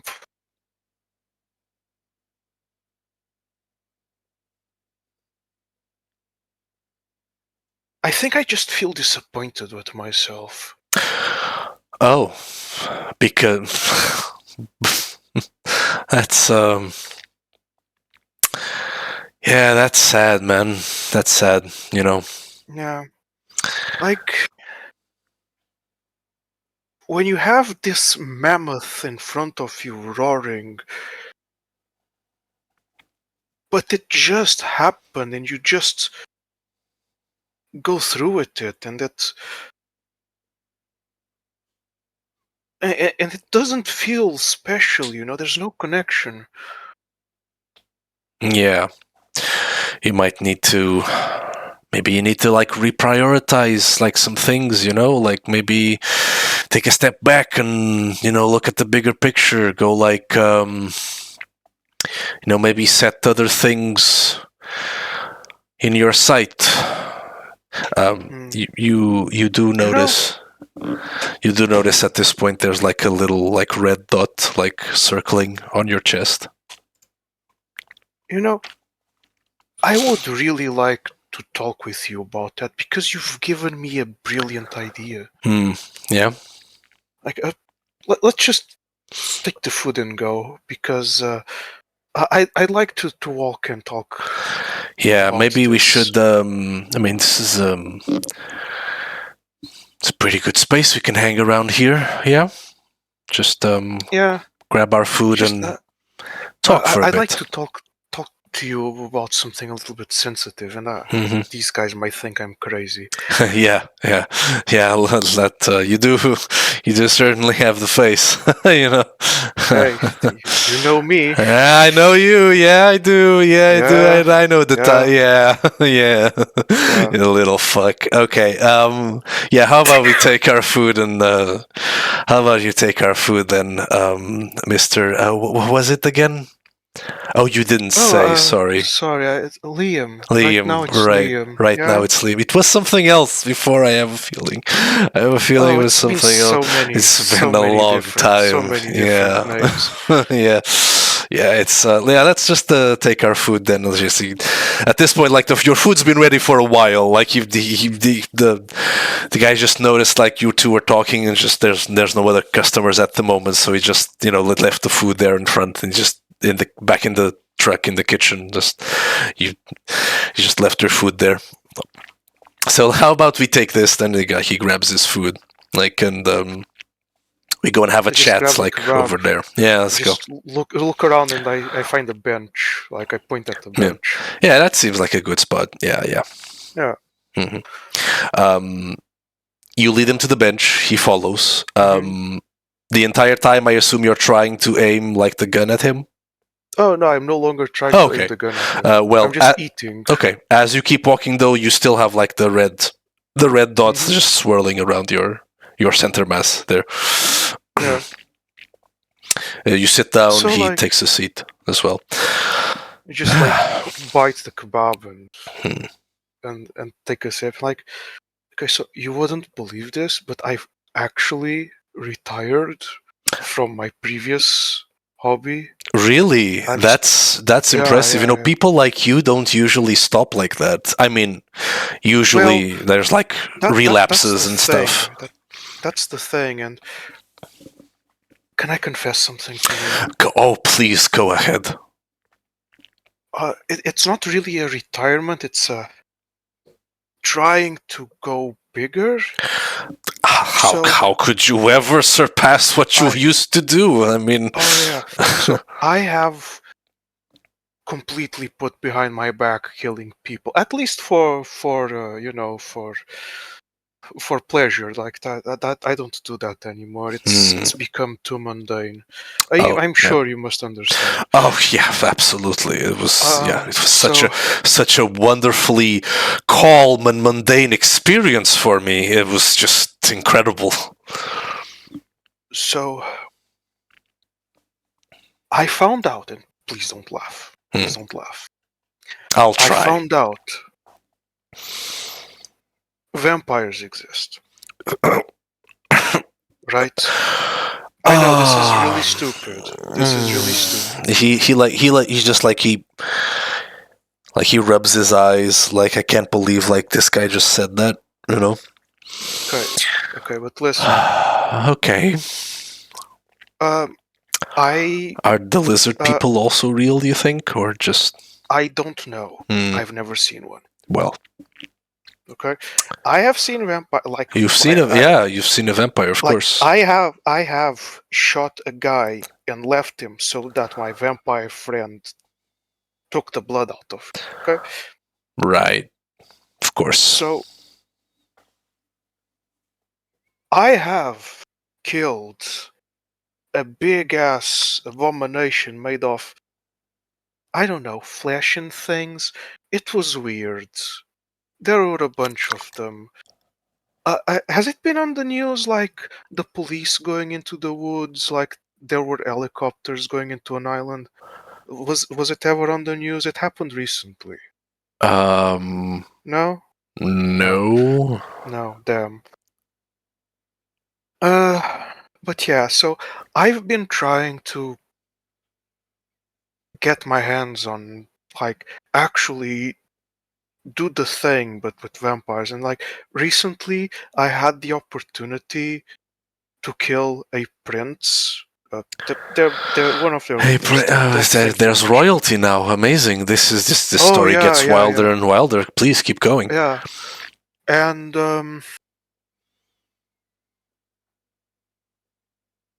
I failed, right? Okay.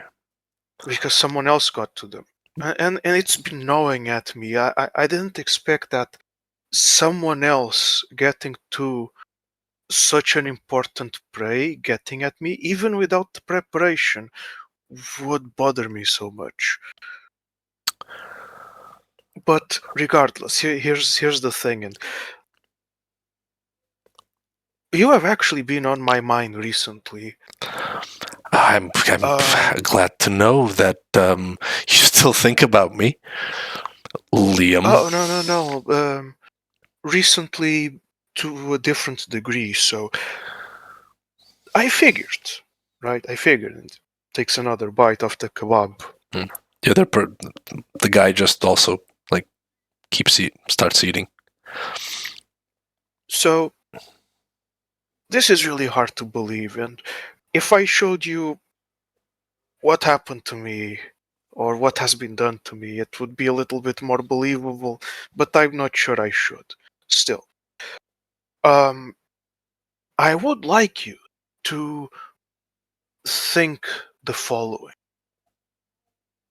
What if you directed your effort, your hatred, your commitment? Hatred's a strong word, but I guess in this case it is accurate. Your commitment, right? It takes a lot of commitment to do what you're doing here, and Liam just taps his face. Certainly wasn't easy. What if you join forces with me and we start taking out these sons of bitches? So let me see if I get this straight. You, the guy who did unspeakable things to me and then just let me go for no fucking reason, wants me to help him kill vampires. Not just vampires. I've also seen werewolves, but those are really and you don't And want werewolves. to find one of those. And Trust me on that. Okay, you want me, the guy who you you see like he twitches just to think about it. You want my help in doing what you wanted to do to me to vampires and werewolves, and you think vampires and werewolves are real, and there's like a vampire king, and like No. That person was the one ruling over New York. That person's dead. there were vampires ruling over New York, and you want my help in killing some vampires and werewolves after what you did to me and just letting me go because you wanted it to be interesting. Honestly, you came along a lot better than I expected. Look at all the preparation you've done. It took a long time. Do you know how hard it is to sneak in like a rifle like that to New York? It's actually harder than you think. Really? Yeah. Can't you just like pretend you're a shooting range guns aficionado and have some parts come in? Not in New York. New York's a bit more sensible than other states. True, we're not in the Wild West. We're not in the Wild West at all, Liam. So it took a lot of time and work and a lot of money. I spent a lot of money and a lot of years of my life trying to find you. And when I find you, after what you did, you want me to just drop it all and help you hunt vampires. Because vampires are real. Well, if you don't believe me, your loss. And I get up. Just take another bite. Listen, you found me. You know how to find me. So I guess I will ask you to find me again, right? That would be great. And I just jump off into a building. Okay, you're Onto a using building. onto a building, so you're using. You are using the Ostian stabilizers, correct? Yes. Okay.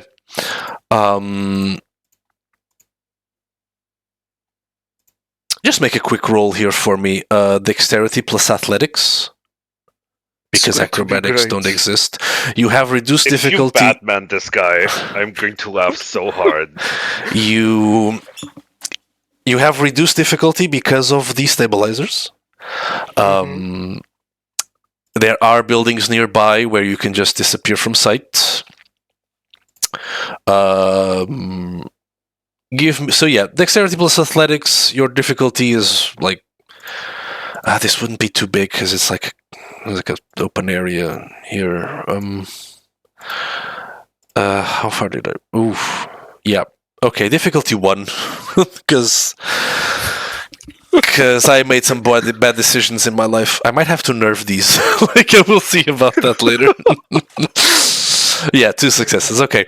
So you jump off into a building and he just goes, "What the fuck? Shoot him! Shoot him!" Like you hear a bang, but like he's unable to hit you. Like you're too fast with your jump, and you just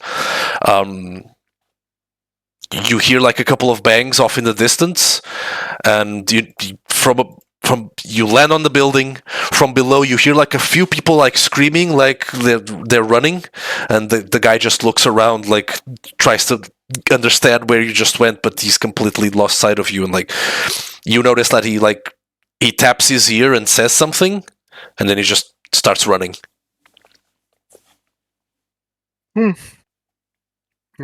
Flopper. Anyway, well, these kebabs are great. All right. Mateo. That was pretty good. That was very funny. Like you just the guy was pretty good. Mateo. The thing that stretches my suspension of disbelief is that the kebab survived the trip. Also, what's with our fucking campaigns and kebab shops? Hello? Alright! Summon the kebab shop! The fucking kebab guy has to be traumatized by now. I want to believe it's the same It's the place. same guy. He's making a good living, though. Yeah, it was the same kebab guy. He survived. He survived 6 months ago, and he's just like, I just want to open a food truck, man. I just want to like make it simple. No shops this time. No weird shit. Like no weird shit. And then it's just like fucking gunshots. Like not again. I just want to retire, man. I'm gonna retire. Oh no! We need a backstory and a name for this kebab guy. Oh, I think I gave him one, but I forgot. I'll have to check recordings from man. like. I'll have to check those old recordings. I'll see. Okay. We'll figure it out. But yeah, Mateo. After leaving Occam, like in a hurry, you get into the car and you make your way to the club where your friends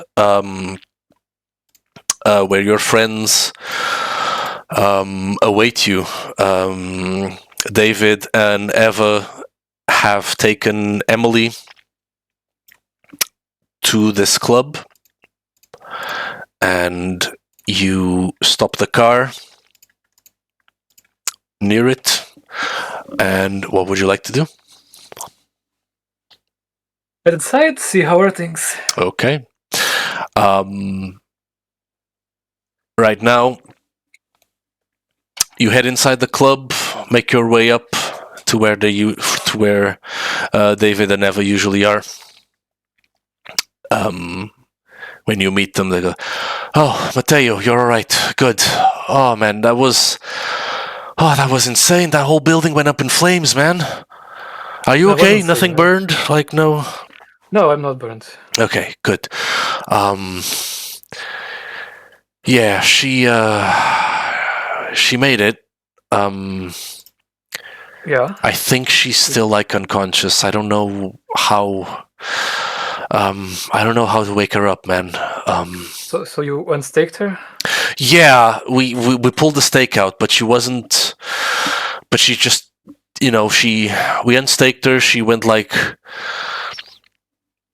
She moved for a bit, but then she was like, I don't know, she like went unconscious like straight after, man. Like, I don't know, maybe she got a bit banged up. I don't know. I don't know exactly how to wake her up now. I think Eva has some ideas. You should talk to her. I have to handle some things downstairs. She's in the other room caring for Emily. All right. Well, I need to put down Adriana safely, and then I'll get to it. Yeah.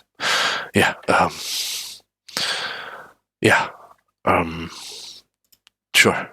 I'll see you around, man. I'll head back. Yep. He heads downstairs.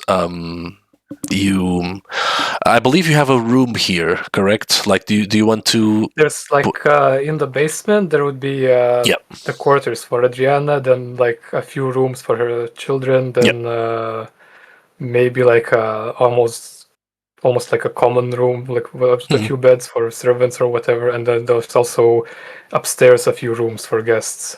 Okay, right. So. All right. So, are you leaving Adriana's ashes in your room for now?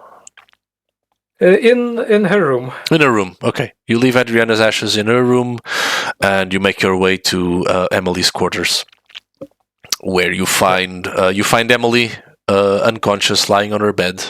She's not like completely unmoving. She's not like moving at all. And you find Eva there, just sitting next to her. Just Mateo, it's good to see you. I don't know what happened. We took the stake out, and then she just thrashed about. She screamed, and then she just went unconscious. I don't know what happened. Well, she didn't eat you, so that's good. Yeah, I guess. I guess, but I was a little hoping you wouldn't pull it out yet, but I suppose I should have. I just wanted to make sure she was okay. Like I don't know. I don't know. Any ideas? Like I've never dealt with this before. Like an unconscious vampire is not in my job description, man. Like I think she needs blood, but when she wakes, she'll be really hungry. Oh, okay. Like dangerously so. Okay. We don't really have a place here to like hold her or anything. We got some blood bags that might work. She needs to be restrained for this to be safe. We don't have stuff to do that here, Mateo. Well, if we can get through the chair, we can do it in the basement. I guess I'll try to find some rope. I'll be right back. All right. A few moments pass. She walks back into the room like I have some rope. I have a chair. Should be good. Bring her down to the basement then. Let's go. All right, pick her up and carry her down. You pick her up, carry her down to the basement. Eva sets up the chair, and you set Emily's you set Emily on the chair. You tie her up. You're fairly confident you did a pretty good job in tying her up and making sure she's unable to move when she wakes up. And Eva turns to you like, okay, so now what? Do we just give her drip the blood bag on her? Like, how does this work?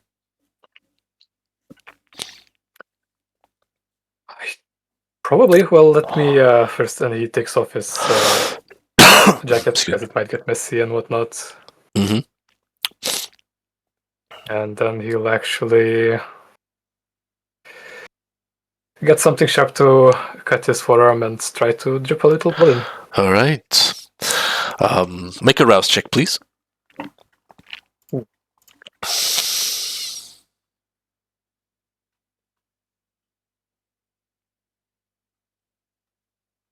You fail, and you get hungrier. You should not concern yourself with her, Matteo. She is not worthy of your time. Is that what you really think? Of course. It is my voice, isn't it?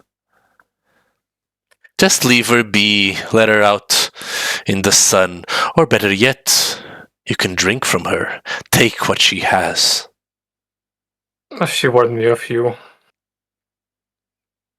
Oh, Matteo, don't make me sad.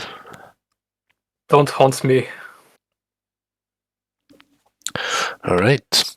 As the blood drips from your skin, you try to give a little bit of you try to nudge excuse me.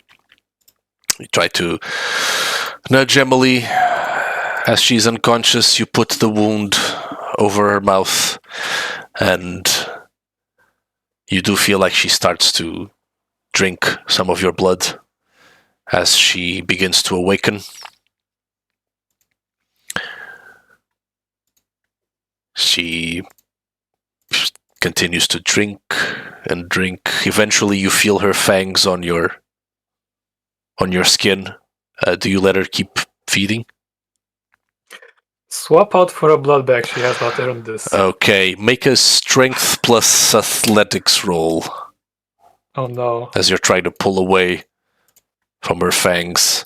The difficulty is 1 because she rolled like shit. Woohoo! 1 success. All right. You quickly, as you feel the fangs, you quickly pull your arm away and you just put a blood bag there as she sinks her teeth into it. Like, you see like her expression like change, like she just like squints her eyes a little bit, like she doesn't really appreciate bagged blood that much. But eventually she drinks the blood bag and she looks at you like, where am I? Where are we? What happened? We're back. Ew. Untie me from this. Yeah. What? Untie me right now, Matteo. Could be a little more grateful. Well, I don't like being tied to a chair, thank you very much. So if you could please untie me first. Well, this was for our safety, just in case. And he does untie her. Okay. She like gets up. Like, what happened? You were nearly burned. I should be asking you, what did you do? Why? Oh God, I killed her. You did. Oh fuck. Oh, how did you? Oh, what did you do? What deal did you make? What happened? The entire Camarilla is gone. What? Yeah, that's what it took to get you out of there. You didn't. No, I didn't.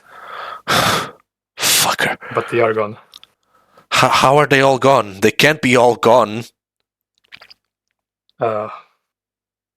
He'll pick up his phone and get like a news article about the Elysium building explosion.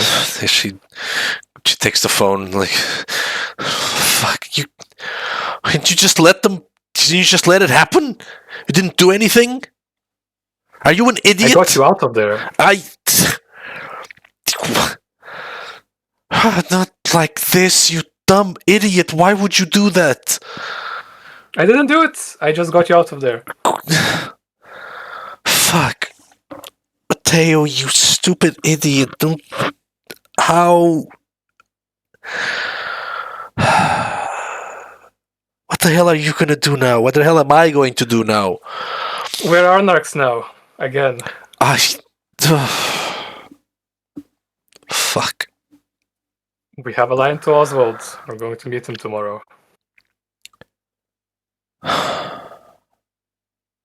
I can't deal with this right now, Mateo. I'm going... Is my room still free? Yeah. I'm going to my room, Mateo. We'll talk more tomorrow. I can't believe...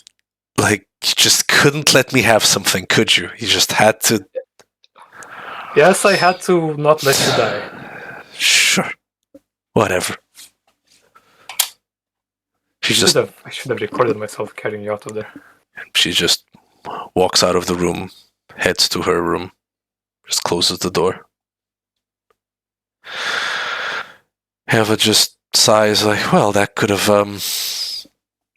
gone better. That could have gone worse. But it could have gone worse. Well, at least she's alive, you're alive. We're all alive. And we're anarchs again. Woo. Mm-hmm. Well, that's a lot to process. That's a lot to process, yeah. I need a drink. Do you want something? Anything I can get you, Mateo? I could use a drink as well. Yeah, I will. I'll get you something. Oh, please. Yeah, come with me. It'll be faster. You'll come along. Right.